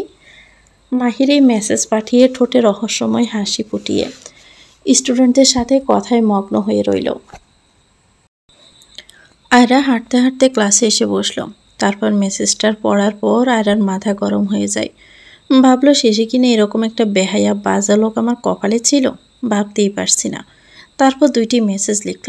প্রথম মেসেজে লেখা, আপনি আমার স্বামী, আমি জানি আমার প্রতি আপনার হক রয়েছে, কিন্তু এর মানে এই নয় যে আপনি যেভাবে ইচ্ছে সেভাবে সব কিছু করতে পারবেন। আল্লাহ আমাদের জন্য যে সম্পর্ক পবিত্র করেছেন সেটাকে এমনভাবে প্রকাশ করবেন না যা অন্যত্রের সামনে আমাকে লজ্জায় ফেলে দেয়। ক্যান্টিনে বসে জনসম্মুখে আমার হাতে চুমু দেওয়া, এটা কি সত্যিই প্রয়োজন ছিল? আপনি কি জানেন না এটা কতটা অশোভন দেখায়? ইসলামে আমাদের শিখিয়েছেন যে ভালোবাসা প্রকাশ শালীনতার মধ্যে থাকতে হবে। রাসূলুল্লাহ সাল্লাল্লাহু আলাইহি ওয়াসাল্লাম বলেছেন, লজ্জা ঈমানের একটি অংশ। আমাদের কি ঈমানের এই অংশকে রক্ষা করা উচিত নয়? আমি আপনাকে এখন একটা কথা বলছি, কান খুলে শুনে রাখুন। আপনার জীবন এমনভাবে সাজান যাতে আল্লাহ আপনার প্রতি সন্তুষ্ট থাকেন। আপনি যদি আমার প্রতি সত্যিই ভালোবাসা দেখাতে চান তবে সেটা একান্তে করবেন, যেখানে কেউ আমাদের দিকে কটাক্ষ করার সুযোগ পাবে না। আপনি আমার স্বামী, কিন্তু জানেন কি, আমার জীবনের সবচেয়ে অপ্রিয় মানুষটা আপনি।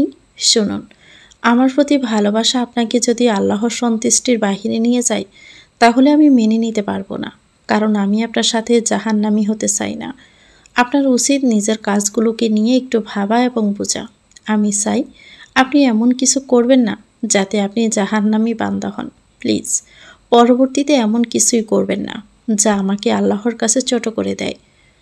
দ্বিতীয় মেসেজে লিখল, এই যে মাহির সাহেব, আপনি আমাকে জোর করেছেন সব কিছুতে, কিন্তু জানেন কি, আমার না এই সব কিছু অসহ্য লাগছে, বড্ড বিরক্ত লাগছে।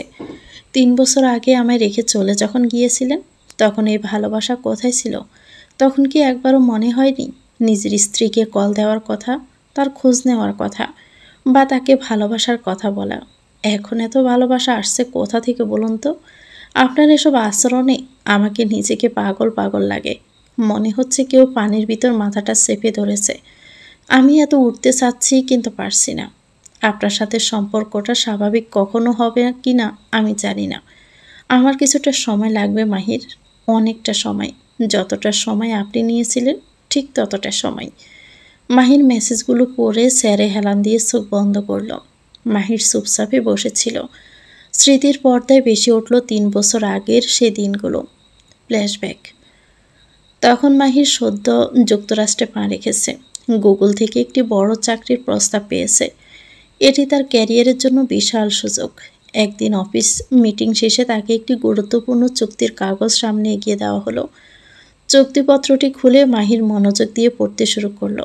সেখানে স্পষ্টভাবে লেখা ছিল, এই চুক্তির আওতায় কর্মচারী মাহির ইফতেখার চৌধুরী পরবর্তী 3 বছরের জন্য যুক্তরাষ্ট্রের বাহিরে, বিশেষ করে নিজের দেশ ছাড়া ভ্রমণ করতে পারবেন না। এই সময় ব্যক্তিগত, পারিবারিক বা সামাজিক কোনো কারণেই ছুটি মঞ্জুর করা হবে না। এই নীতি লঙ্ঘন করলে কর্মচারীকে কঠোর শাস্তির আওতায় নেওয়া হবে। মাহির কাগজটি কিছুক্ষণ দূরে তাকিয়ে রইল।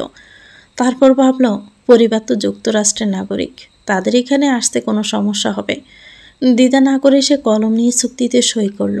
কিন্তু তখন মাহির বুঝতে পারেনি এই সই তার জীবনের কত বড় ভুল হতে চলেছে। বর্তমান। মাহিরের চোখের কোণে জল জমে উঠল।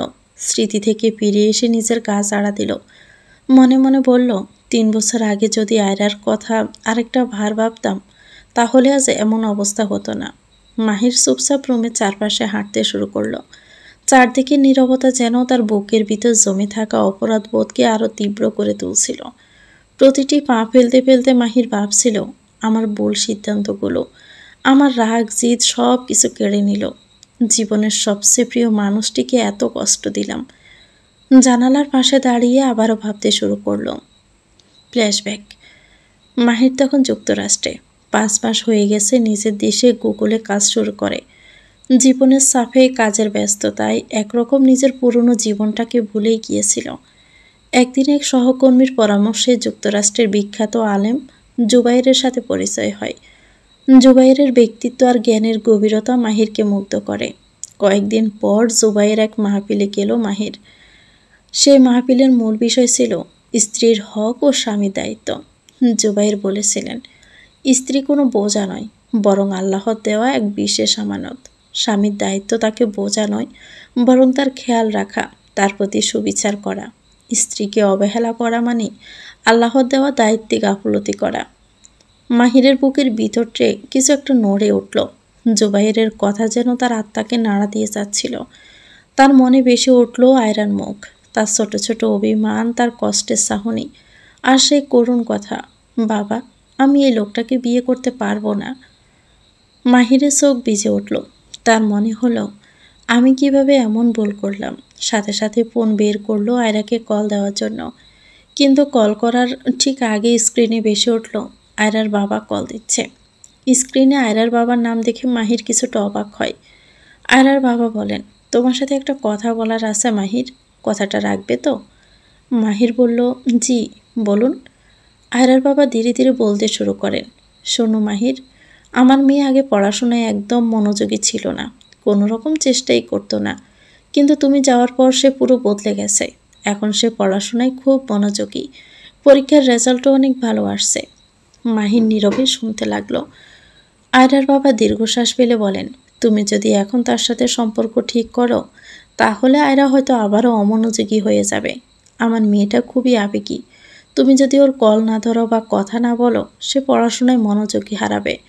আমি চাই না ওর ভবিষ্যৎ নষ্ট হোক। আমার তোমার কাছে অনুরোধ, 3 বছরের আগে সম্পর্কটা ঠিক করো না।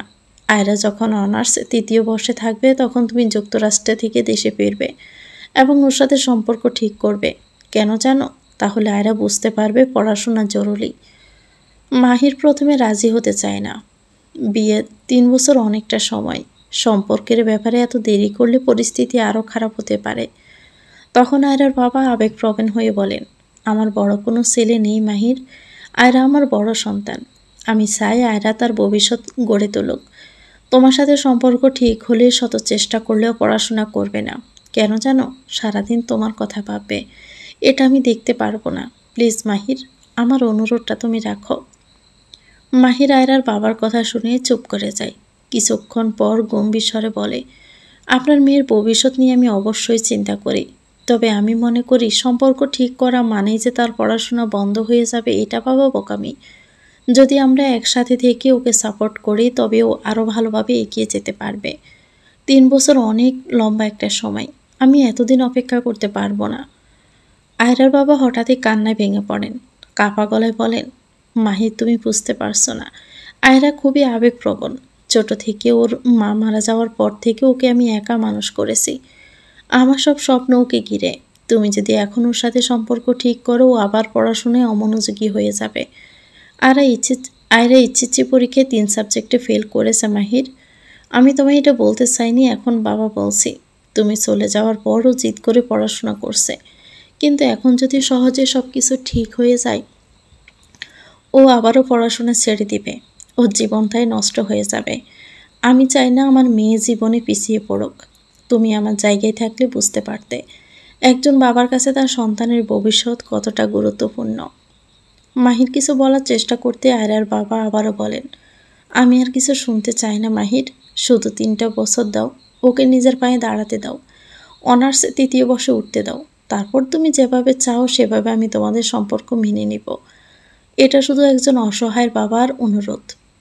আয়রার বাবার কান্না এবং কথাগুলো শুনে মাহির নিস্তব্ধ হয়ে যায়।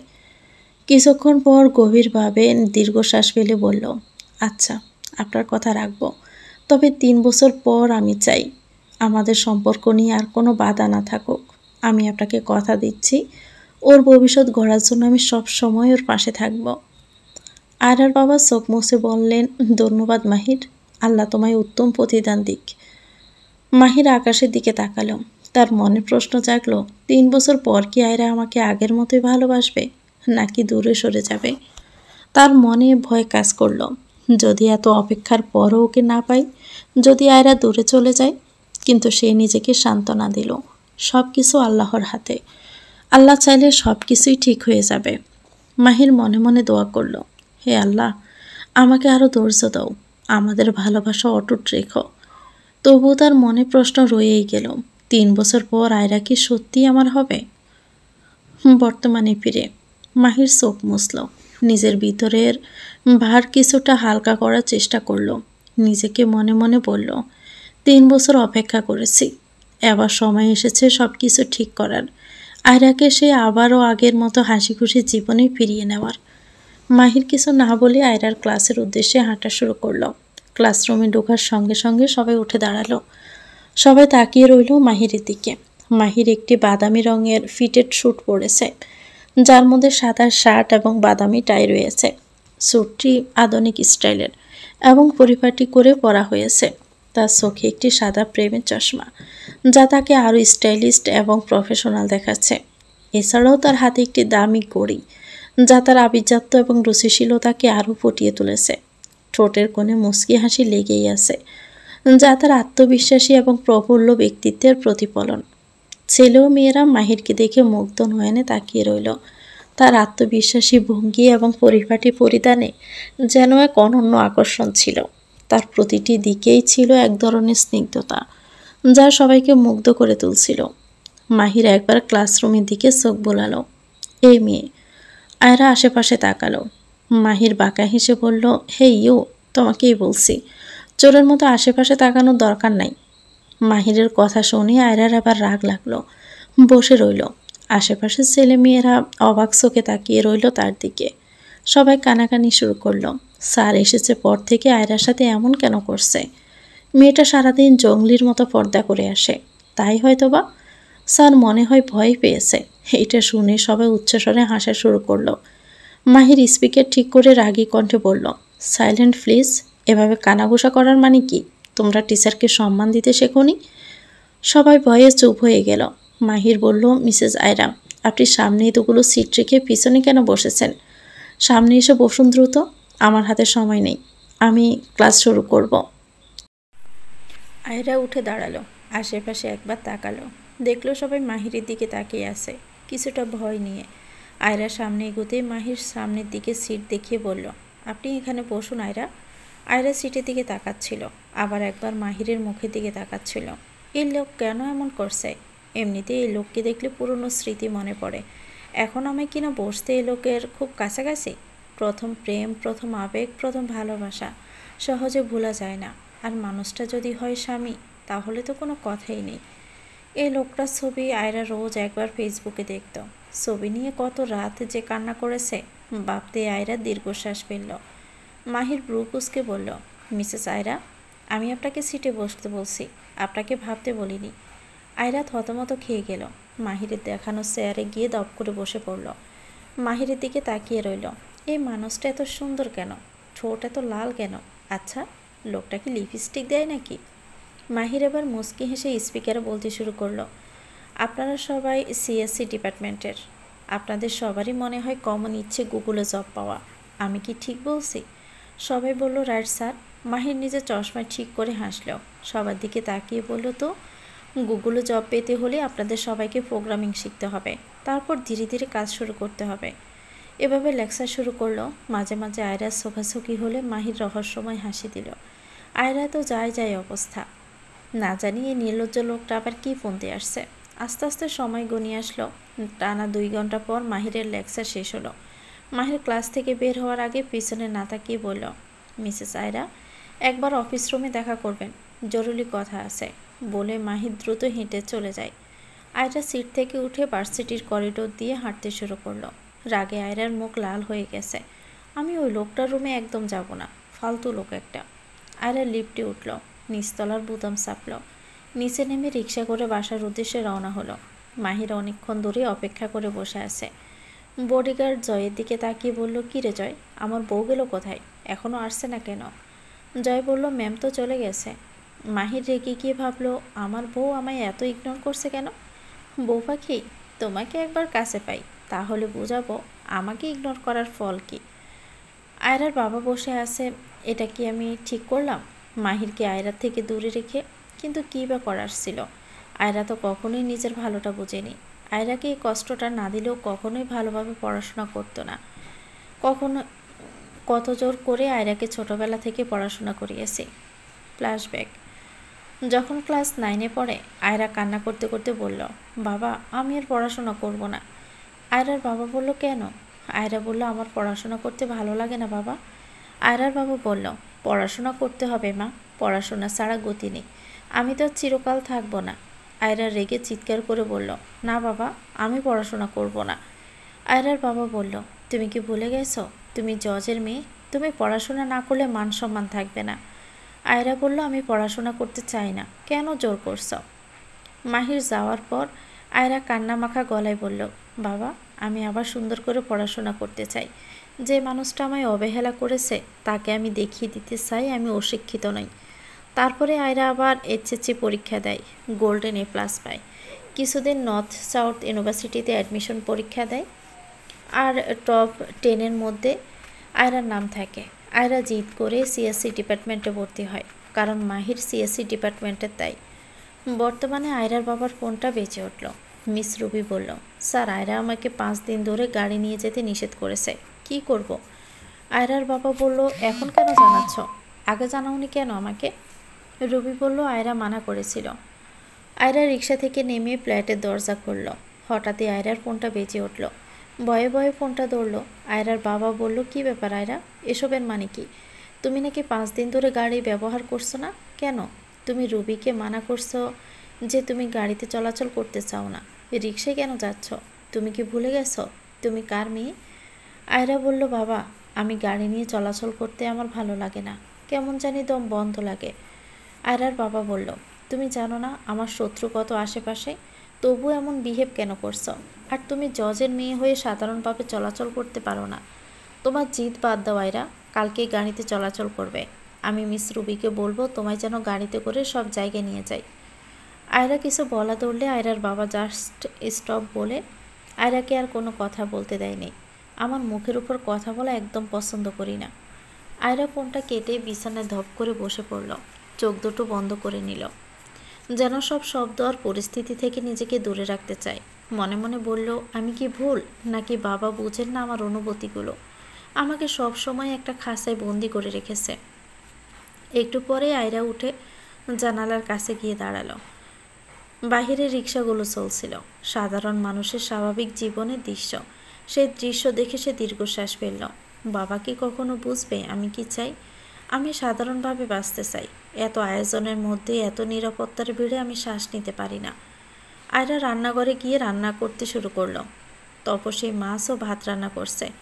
রান্না শেষ হলে রুমে ঢুকে আয়রা নিজের ডেস্কে বসলো। খাতা কলম তুলে ডায়েরি নিয়ে কিছু লিখতে শুরু করলো। তার মনটা আজ খুব ভারী। লিখল, বাবা, আপনি বুঝতে পারছেন না যে আমি শুধু স্বাধীন হতে চাই। আমাকে সবসময় জজের মেয়ে হিসেবে দেখতে দেখতে আপনি ভুলে গেছেন যে আমিও একজন মানুষ। আমারও স্বপ্ন আছে, আমারও ইচ্ছে আছে। লেখা থামিয়ে সে হঠাৎই নিজের ফোনের স্ক্রিনে মাহিরের নামটা দেখতে পেল। বুকটা ধক করে উঠল। ফোনটা হাতের মুঠোয় চেপে ধরল, কিন্তু ফোন ধরল না। মনে মনে বলল, আমি ওর ফোন ধরব না, আমার কাছে ওর কথা শোনার সময় নেই। কিছুক্ষণ পর মাহির একটা টেক্সট করলো, তোমার সাথে কথা বলতে চাই, ফোনটা ধরো। আয়রা মেসেজটা পড়ের আগে ফুঁসে উঠল। মনে মনে বলল, আমি ঠিক করেই নিয়েছি, ওর কাছ থেকে যত দূরে থাকা যায় তত ভালো। আয়রা ফোনটা বন্ধ করেই রাখলো। মাহির ফোন করলো, দেখলো আয়রার ফোন বন্ধ। তাই দেখে রেগে গেল। সামনে থাকা গ্লাসটা দেওয়ালে ছুঁড়ে মারল।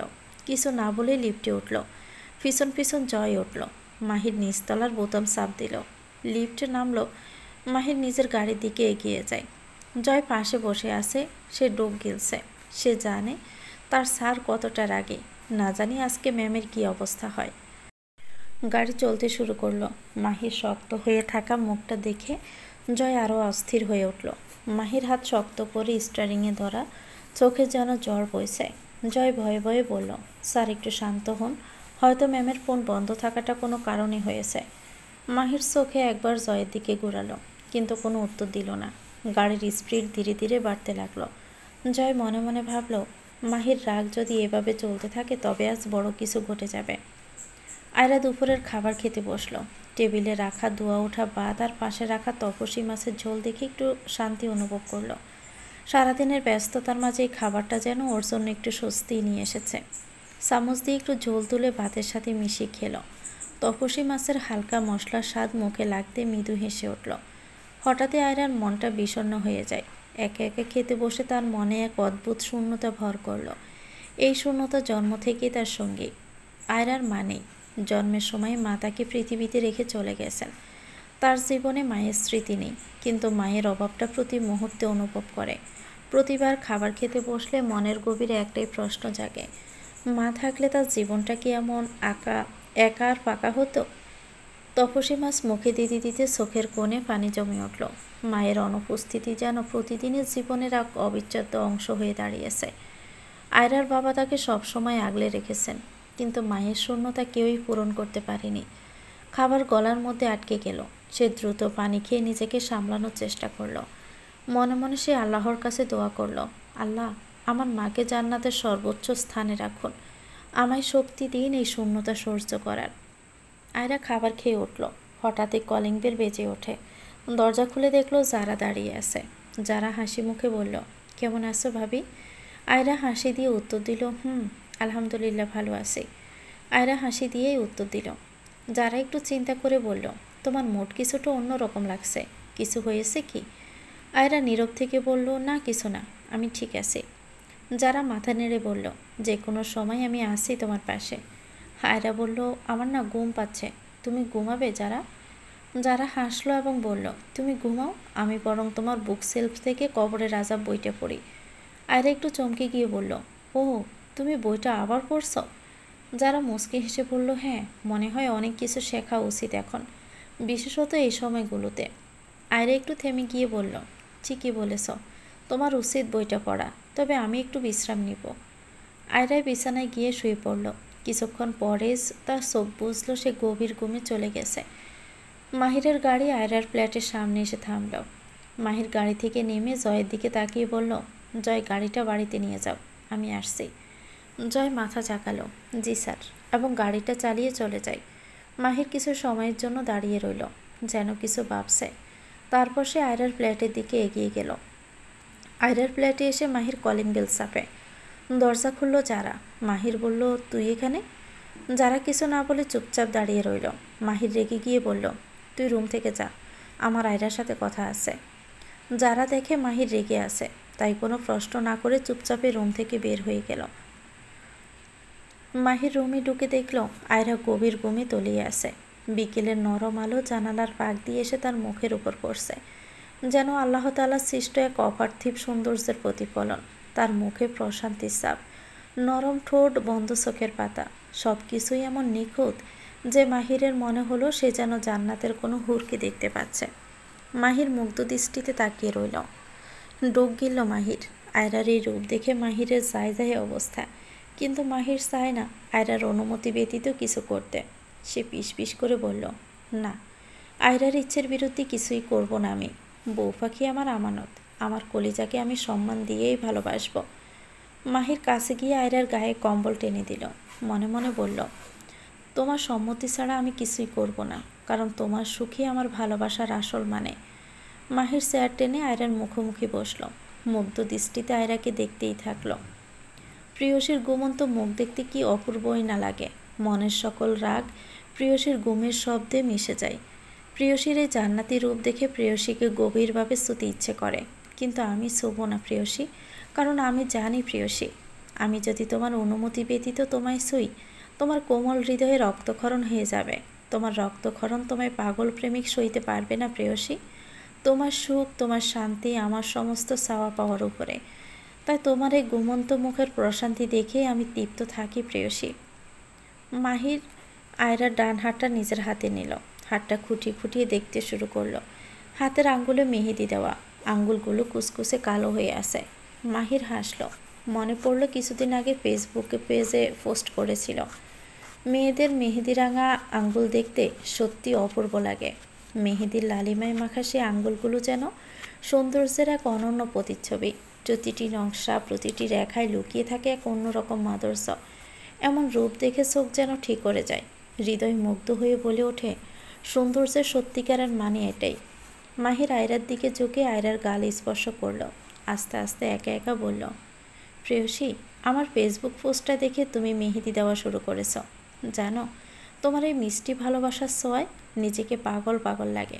মনে হয় তোমার প্রতি আমার প্রেম যেন আরও গভীর হয়ে যাচ্ছে। তোমার মেহেদি রাঙা আঙ্গুল দেখে মনে হয় এই জীবনের সব কিছু পেয়েছি, কারণ তোমার ভালোবাসাই আমার জীবনের সবচেয়ে বড় পাওয়া। মাহির আয়রার ঠোঁটের দিকে নজর দিল। হালকা গোলাপি ঠোঁট। মাহির ঠোঁট দুটো হাত দিয়ে শুয়ে দেখল।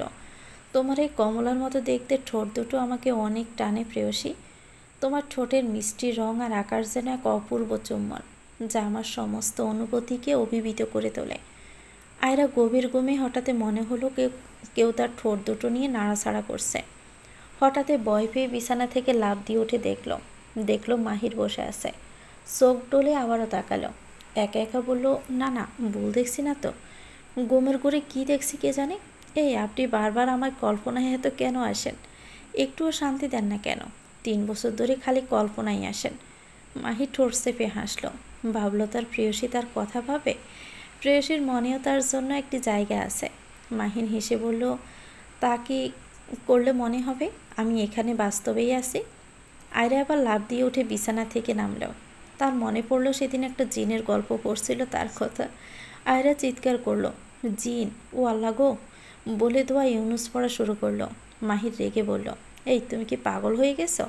আমি তোমার মাহির। আয়রা বলল, সত্যি তুমি আমার মাহির? মাহির কিছু না বলে আয়রার কোমর জড়িয়ে ধরে কাছে টানল। আয়রার হাত দুটো নিজের গলায় রাখল। কপালে 5টা চুমু দিল। আয়রার কপালে নিজের কপাল ঠেকিয়ে বলল, এবার বিশ্বাস হয় আমি জিন নই, তোমার মাহির? আয়রার আবার কাঁপাকাঁপি শুরু হয়ে গেল। মাহির ব্রুকুসকে বলল, এ কি বউ, তুমি কাঁপছো কেন? আয়রার আর কাঁপন শুরু হয়ে যায়। হঠাৎ মাহিরের নজর পড়ল আয়রার ঠোঁট দুটো কাঁপছে। মাহির গোড় লাগা দৃষ্টিতে তাকিয়ে রইল। আয়রা ডোক গিলল। দ্রুত মাহিরকে ছাড়ানোর চেষ্টা করল। মাহির তবুও সরল না। মনে হচ্ছে সে যেন এই দুনিয়াতেই নেই। আয়রা ভয় পেয়ে গেল এই দৃষ্টি দেখে। মনে মনে ভাবল, বেটার মতলব তো খারাপ। পালা আয়রা, না হলে এই লোক তো সর্বনাশ করে ফেলবে। আয়রা ভাবলো পালাবে কেমনে। তারপর মাহিরের হাতে জোরে কামড় দিল।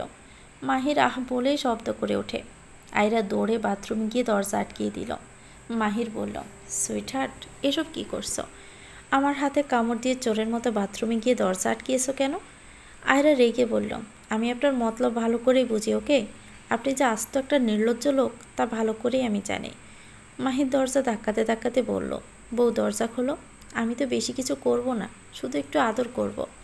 আয়রা দাঁতে দাঁত চেপে বলল, দেখেছো এই লোকের নাটক? আমায় আদর করবে, এটা নাকি বেশি কিছু না। বেহায়া লোক কোথাকার, বেশরম লোক, বের হন আমার ফ্ল্যাট থেকে। মাহির হতাশ গলায় বলল, না বউ, আমি বের হব না। কখনো কি শুনেছ স্বামী স্ত্রী আলাদা থাকে? বউ যেখানে স্বামীও সেখানে। কলিজা, দরজাটা খোলো না। আয়রা তাচ্ছিল্য কণ্ঠে বলল, ঢং, বুড়ো বয়সে বিমরতিতে ধরেছে। আমি তখনই দরজা খুলব যখন আপনি ফ্ল্যাট থেকে চলে যাবেন তখন। মাহির রেগে বলল, কি, আমি বুড়ো? তুমি জানো আমার বয়স মাত্র 27 হয়েছে, আর তুমি আমায় বুড়ো বলছো? আয়রা রেগে বলল, আসছে, এই শুনো, ঠিক বয়সে বিয়ে করলে এতদিনের বাচ্চার বাবা হতেন। মাহির দুষ্টুমি হেসে বলল, আমি তো বাচ্চার বাবা হতেই চাই, কিন্তু তার জন্যই তো তোমার সাহায্য করতে হবে। তাই দ্রুত বের হও। আয়রা ডোক গিলে বলল, এ বেহায়া লোক, বের হন রুম থেকে। মাহির বুঝলো যে জেদি, সহজে দরজা খুলবে না। মাহির রুমের সোফায় বসে কিছুক্ষণ চুপচাপ ভাবল। তারপর ফোনটা বের করে আয়রার বাবাকে কল করল। কল রিসিভ হতে মাহির ঢং করে কাঁদো কাঁদো গলায় বলল, শ্বশুরমশাই, আপনার জন্য তো আমার জীবন একদম শেষ। আপনার মেয়ের কাছে এতদিন পর এলাম, আর সে কিনা ভয় পেয়ে ওয়াশরুমে ঘাপটি মেরে বসে আছে। এখন বলেন তো আমি কি করব? আমার তো বউয়ের সঙ্গে প্রেম করতে ইচ্ছে করছে। এই অবস্থায় তো সেটা সম্ভব হচ্ছে না। আয়রার বাবা তখন একটি কেসের ফাইল নিয়ে ব্যস্ত ছিলেন। মাহিরের কথা শুনে হঠাৎই থমকে গেলেন। তার গলা শুকিয়ে গেল। তিনি টেবিল থেকে দ্রুত 1 গ্লাস পানি তুলে নিয়ে এক চুমুকে শেষ করলেন। নিজের মনে ভাবলেন, কি নির্লজ্জ ছেলেরা বাবা, এত লজ্জাহীন। মাহির আবার বলল, শ্বশুরমশাই, এভাবে চুপ কেন? কোথায় হারিয়ে গেলেন? আপনার কথা শুনে আমি তো মনে করেছিলাম আপনি বুঝি আমার সব কষ্ট বুঝবেন, কিন্তু না। আপনিও আর বুঝবেন কি করে? এক বাচ্চার বাবা হয়ে গেছেন, আর আমি এখনও কিছুই হতে পারলাম না, শুধু আপনার জন্য। এখন বলেন, বউকে কিভাবে বাথরুম থেকে বের করব? বউ যদি এই মুহূর্তে না বের হয়, তবে মনে হয় আমি সত্যি সত্যি মরে যাব। আয়রার বাবা একটু বিরক্ত হয়ে বললেন, শোনো, আমার মেয়ে খুব জেদি। ও যদি নিজ থেকে বের হতে না চায়, তুমি শত চেষ্টা করেও বের করতে পারবে না। ওকে জোর করে বের করতে গেলে আরও জেদ করবে। তাই চুপচাপ কোথাও গিয়ে গাপটি মেরে বসে থাকো, দেখবি কিছুক্ষণ পর আপনি আপনি বেরিয়ে আসবে। মাহির অবাক হয়ে বলল, এই প্ল্যান কাজ করবে তো শ্বশুরমশাই? আয়রার বাবা নিশ্চিত গলায় বললেন, 100% কাজ করবে, তুমি শুধু অপেক্ষা করো। মাহির পরামর্শ মতো বারান্দায় গিয়ে বসে রইল, কিন্তু মনে মনে হাসতে হাসতে বলল, শ্বশুরমশাই, আপনার মেয়ে বের না হলে কিন্তু আপনাকেই দায়ী করব। 30 মিনিট পার হয়ে গেছে আর আয়রা এখনও বাথরুমেই বসে আছে। পুরো শরীর ভিজে গেছে, ঠান্ডায় কাঁপতে শুরু করেছে। দরজার পাশ দিয়ে দেখলো আশেপাশে মাহিরের কোনো চিহ্ন নেই। মনে মনে একটা দীর্ঘশ্বাস ফেলল। যাক, অবশেষে বাঁচলাম। আয়রা শাওয়ার নিয়ে নিজেকে একটু ফ্রেশ করলো, ভিজে কাপড় পরে বাথরুম থেকে বের হলো। হঠাৎই সামনে মাহিরকে দাঁড়িয়ে থাকতে দেখে চমকে উঠে এক চিৎকার করে বলল, এই আপনি এখনও যাননি? মাহির হেসে বলল, না বউ, যেতে পারিনি। তোমাকে রেখে যেতে ইচ্ছে করে না। কাছে আসো তো, একটু আদর করে দেই। এই কথা শুনে আয়রার মুখ রাগে লাল হয়ে গেল। সে দাঁতে দাঁত চেপে বলল, আপনি কি আর কিছু বোঝেন না? এসব নাটক বাদ দিয়ে সরুন আমার সামনে থেকে। মাহির কিন্তু এত সহজে ছাড়ার পাত্র না। সে ধীরে ধীরে হেঁটে আয়রার দিকে এগিয়ে গেল। তারপর তার হাত টেনে ধরে বলল, তোমার রাগও এত সুন্দর যে আমার আরও বেশি করে আদর করতে ইচ্ছে করছে। আয়রা কাঁপতে কাঁপতে বলল, ছাড়ুন আমাকে, না হলে। মাহিন হেসে বলল, না হলে কি করবে? রাগ করে বাথরুমে গিয়ে আবার বসে থাকবে? বউ, এত সুন্দর মুখে রাগ মানায় না। এখন একটু হেসে দেখাও তো, না হলে আমার বউ পাখি বলে ডাকবো না আর। এই শুনে আয়রা পুরো কাঁপতে কাঁপতে বলল, আপনার বউ পাখি কে? হ্যাঁ, আমি কিছুতেই হেসে দেখাবো না। মাহির মুচকি হেসে বলল, ঠিক আছে, তাহলে জোর করেই হাসাবো। বলে মাহির হঠাৎ করে আয়রাকে নিজের দিকে টেনে নিল। আর আয়রা কাঁদু কাঁদু গলায় বলল, ছাড়ুন আমাকে, এভাবে জোর করবেন না। কিন্তু মাহিরের চোখে দুষ্টমি আর মুখে এক চিলতে হাসি। তোমার রাগ যত বাড়বে আমার ভালোবাসাও তত বাড়বে, তাই রাগ কমাও, না হলে আমার বউ পাখিকে নিজের ডানা দিয়ে জড়িয়ে নিব। আয়রা রেগে তাকিয়ে রইল। মাহির যে সেই সবে পাত্তা না দিয়ে ধীরে ধীরে আয়রাকে আরও কাছে টেনে নিল। আয়রা তখনও রাগে গজগজ করছে, চোখে অগ্নিদৃষ্টি। মাহির হেসে বলল, তোমার রাগ দেখে মনে হচ্ছে তোমায় শান্ত করার নতুন উপায় বের করতে হবে। এ বলে মাহির হঠাৎ করে আয়রার গালে একটা মিষ্টি চুমু খেয়ে নিল। তারপর কপালেও কয়েকটা চুমু দিল। মাহির গভীরভাবে তাকিয়ে বলল, আয়রা জান, তোমার প্রতি ভালোবাসাটা যেন প্রতিদিন বেড়ে যায়। আমি তোমায় সত্যি অনেক ভালোবাসি। আয়রার চোখ বড় বড় হয়ে গেল। সে চিৎকার করে বলল, আপনি কি করছেন এভাবে আমার গালে? মাহিন হেসে বলল, তোমার রাগ কমানোর চেষ্টা করছি বউ।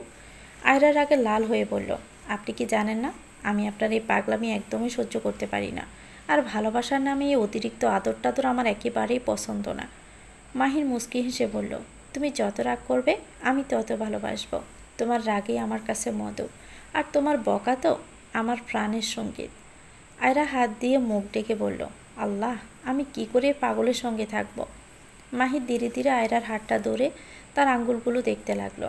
তারপর গভীর দৃষ্টিতে মেহেদির নকশা দেখে হেসে বলল, আয়রা জান, এই মেহেদি কি শুধু আমার জন্যই দিয়েছ নাকি অন্য কারো জন্য? আয়রা চোখ বড় বড় করে রাগী স্বরে বলল, আপনার জন্য মেহেদি দিতে হবে কেন? আমি আপনার প্রাণপ্রিয় বউ নাকি যে দিব ভালোবেসে? মাহির মুচকি হেসে বলল, বউ তো তুমি আমারই, আর অন্য কারো তো নও। তাই ভাবলাম এই মেহেদি নিশ্চয়ই আমার নামেই দিয়েছ। আয়রা গাল ফুলিয়ে বলল, আপনার মেহেদি দেখার কোনো দরকার নেই, এটা আমি নিজের জন্যই লাগিয়েছি। মাহির আবারও তার হাতটা তালু নিয়ে মেহেদির নকশা দেখতে লাগলো। তারপর চুপচাপ একটা আঙ্গুলে আঙ্গুলে বুলিয়ে মুচকি হেসে বলল, তোমার হাতের মেহেদি যেমন সুন্দর তেমনি তোমার রাগও তেমন মিষ্টি। তবে সত্যি করে বলো তো, মেহেদি দিতে গিয়ে আমার কথায় কি একবারও মনে হয়নি যে সোনা ময়না জামাইয়ের জন্য দিচ্ছ? আয়রা লজ্জা পেয়ে বলল, আপনার এমন পাগলামি আমি সহ্য করতে পারছি না। আপনার এভাবে কথা বলা বন্ধ করুন। মাহির মাথা নেড়ে হাসতে হাসতে বলল, আচ্ছা, আর কিছু বলবো না।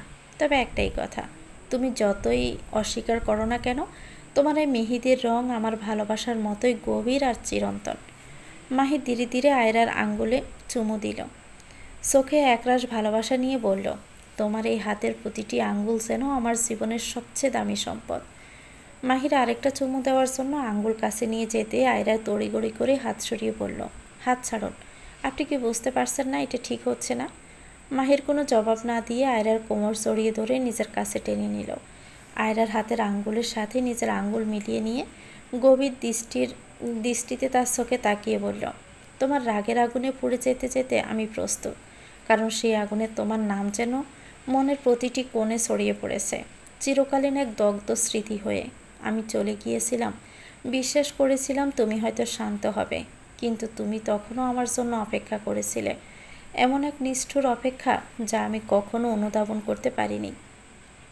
ফিরে এসে দেখি তোমার ঠান্ডা মুখ এ যেন এক নিষ্ঠুর অমাবস্যার স্বাদ, যা আমাকে আরও গভীরভাবে বোকা বানিয়ে ফেলে। তুমি ভাবো হয়তো আমি ফিরে না আসলেই ভালো ছিল, কিন্তু জানো তো, তোমার রাগ শুধু আমাকে পোড়ায়নি, এটা আমার ভিতর থেকে এক গভীর ক্ষত সৃষ্টি করেছে, যা কখনোই সেরে উঠবে না। সেই ক্ষত, সেই দাগ, তারা সময়ের সাথে আরও গভীর হতে থাকবে। আর আমি জানি যতই তুমি আমাকে ত্যাগ করতে চাও, আমি তোমার কাছে আরও গভীরভাবে টানব। তোমার রাগ আমাকে বিষাক্ত করে তোলে, সেই বিষয়ে আমি আরও বেশি ভালোবাসতে বাধ্য হই। এটি এক অস্বীকারযোগ্য কষ্ট, যা আমি কখনোই মেনে নিতে পারবো না। তবুও তোমায় ভালোবাসায় সেই বিষাদে ডুবে থাকবো, কারণ সেই বিষেই আমার অস্তিত্ব আছে, সেই বিষেই আমার প্রাণের দোলা আছে। আয়রা চিৎকার করে মুখের সমস্ত রাগ আর খুব একত্রিত করে বলল, আপনি এত কথা বলছেন কেন মাহির? কিন্তু আপনি জানেন কি, আপনার এই ভালোবাসা, আপনার এই বাসালতা সব কিছু নাটক মনে হয় আমার। মনে হয় কিছুক্ষণ পরেই নাটকটা শেষ হয়ে যাবে। আপনি আমায় বিয়ের দিন রেখে চলে গিয়ে কত অপমান করেছেন, তা একবার ভেবে দেখেছেন? আপনার জন্য সবাই আমাকে কটু কথা বলেছে, কেউ বলেছে এত রূপ দিয়ে কী হবে, নিজের স্বামীকেই ধরে রাখতে পারলো না। জানেন তখন আমার কত কষ্ট লেগেছিল? সেই কষ্টকে আমার মন থেকে ভুলিয়ে দিতে পারবেন? একবার ভেবে দেখুন তো, কতটা জঘন্য অপমান আপনি আমায় করেছেন। আপনি ভাবছেন 3 বছর পর এসে আমার সাথে মিষ্টি মিষ্টি কথা বললে আমি সব ভুলে যাব, আমি আবার আপনার কাছে ফিরে আসব, এটা ভাবছেন তাই না? না মাহির, আমি আর সেই ভুল করতে চাচ্ছি না। আপনি যখন চলে গিয়েছিলেন, আমি প্রচুর একা হয়ে রোজ আপনার জন্য কাঁদতাম। পারবেন সে কান্নার স্মৃতি মন থেকে মুছে দিতে? আপনার অগণিত অপমান আমি কখনো ভুলব না। আপনি আমাকে বলেছেন আমার ভালোবাসার আগুনে পুড়ে যেতে প্রস্তুত। এই বিষয়টা আমার কাছে হাস্যকর মনে হয়। আপনি কি জানেন, সেই আগুন আমার ভিতরে এক গভীর দগ্ধ স্মৃতি রেখে গেছে, যা আমাকে প্রতিটি মুহূর্তে কষ্ট দেয়। আপনি ভাবছেন এই অকারণ কষ্ট আমাকে আপনার দিকে আকৃষ্ট করবে? কান খুলে শুনে রাখুন, আপনার এমন ভালোবাসা আমার আর দরকার নাই।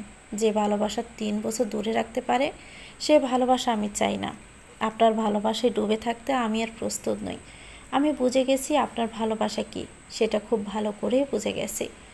মাহির মাথা নিচু করে ধীরে ধীরে বলতে শুরু করলো, আয়রা, আমি জানি আমি অনেক ভুল করেছি, তোমাকে অনেক কষ্ট দিয়েছি, তোমার আত্মসম্মান আমি ভেঙে ফেলেছি, কিন্তু তুমি সেজন্য রাগে। আমি বুঝতে পারছি তুমি যা বলছো তার সবই সত্যি, তবে আমি সত্যি সত্যি তোমাকে ভালোবাসি। আমি জানি আমি তোমার বিশ্বাস হারিয়েছি, কিন্তু আমি যদি একটি সুযোগ পাই, তাহলে আমি নিজেকে বদলে ফেলব। আমার প্রতিটি ভুলের জন্য আমি দুঃখিত। তুমি যদি আমাকে আবার একবার বিশ্বাস করো, তাহলে আমি তোমাকে কথা দিচ্ছি, তোমার চোখ থেকে আর এক ফোঁটাও পানি পড়তে দিব না। আমি শুধু চাই তুমি আমাকে আরেকটি বার সুযোগ দাও। আমি বদলে যেতে চাই শুধু তোমার জন্য, কারণ একটাই, আমি তোমাকে হারাতে চাই না।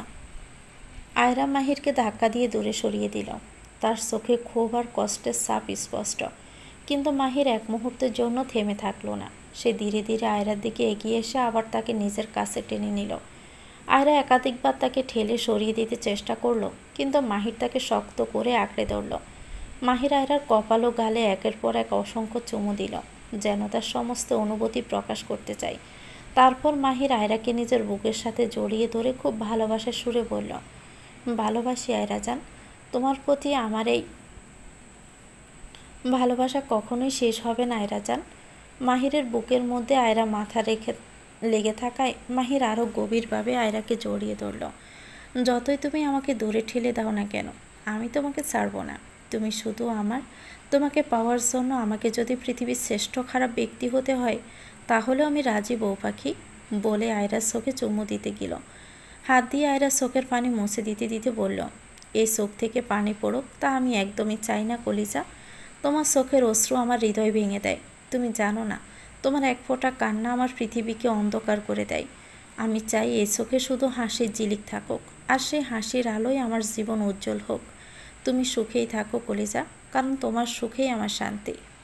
আয়রা আবার রেগে মাহিরের দুহাতে কামড় দিল, আর চিংড়ি মাছের মতো এক দৌড়ে পাশের রুমে গিয়ে দরজা আটকে দিল। মাহির পিছনে পিছনে দৌড়াতে দৌড়াতে বলল, কী গো বউ, এমন কামড়াকামড়ি শুরু করছো কেন? আমার হাত মনে হয় আস্ত রাখবে না? আয়রা বলল, আপনাকে কামড় দিব না তো কী করব, কোলে নিয়ে নাচবো? মাহির হেসে বলল, চাইলে কোলে নিয়ে নাচতেই পারো, কিন্তু তোমার যা শরীর, আমায় কোলেই নিতে পারবে না। বউ জান পাখি, দরজাটা খোলো না, এই নিয়ে 2বার দরজা আটকিয়েছ। এটা কি ঠিক বলো? তোমার সোনা ময়না কলিজার জামাইটা কষ্ট পাচ্ছে। আয়রা বলল, এই আপনি এসব জানেন কি করে? আপনাকে আমি সোনা ময়না কলিজার জামাই ডাকি? মাহির ঠোঁট চেপে হেসে বলল, বউ, তোমার এমন কোনো কথা নেই যে যা আমি জানি না কলিজা। সোনা বউ, দরজাটা খুলে দেখো, তোমার জামাইয়ের নিঃশ্বাস আটকে যাচ্ছে। আয়রা বেঞ্চি কেটে বলল, ঢং শুরু করছে, যাক বের হয়ে। মাহির বলল, তুমি তো দেখছি খুব নিষ্ঠুর বউ। মাহির 30 মিনিট ধরে অনেক বলল দরজা খুলতে। আয়রা সে একই জিদ ধরে বসে আছে, খুলবে না। মাহির আবার রেগে চিৎকার করে দিল এক ধমক, এই মেয়ে, দরজা খুলবে তুমি? আয়রা রেগে বলল, এই আপনার সাহস তো কম না, আমায় ধমক দিচ্ছেন? আমি আপনার ধমকে ভয় পাই নাকি? মাহির রেগে বলল, তুমি কি চাও আমি দরজাটা ভেঙে ফেলি? আয়রা বলল, আসছে দরজা ভাঙবে। আপনি কি নিজেকে সিনেমার নায়ক ভাবছেন নাকি যে লাথি দিলে দরজা ভাঙবে? দেখান তো দেখি পারেন কি না। আপনি কি জানেন সিনেমার দরজাগুলো কাগজে তৈরি থাকে, তাই নায়ক ভেঙে ফেলতে পারে, কিন্তু আমার রুমের দরজা শক্ত কাঠ দিয়ে বানানো, এ দরজা সহজে ভাঙবে না। মাহির দরজার আগে ছোটে 2টা লাথি মারল, তারপর রেগে টেবিলের পাশে চেয়ারে বসল। আয়রা কিছু না ভেবে বসে রইল। কিছুক্ষণ পর দরজা খুলে বের হলো।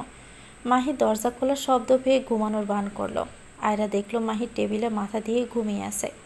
মাহিরের চুলগুলো কপালে লেপ্টে ছিল, ঠোঁট দুটো হালকা ফুলেছিল, আর চোখের পাপড়িগুলো যেন চারদিকে ছড়িয়ে পড়ছিল।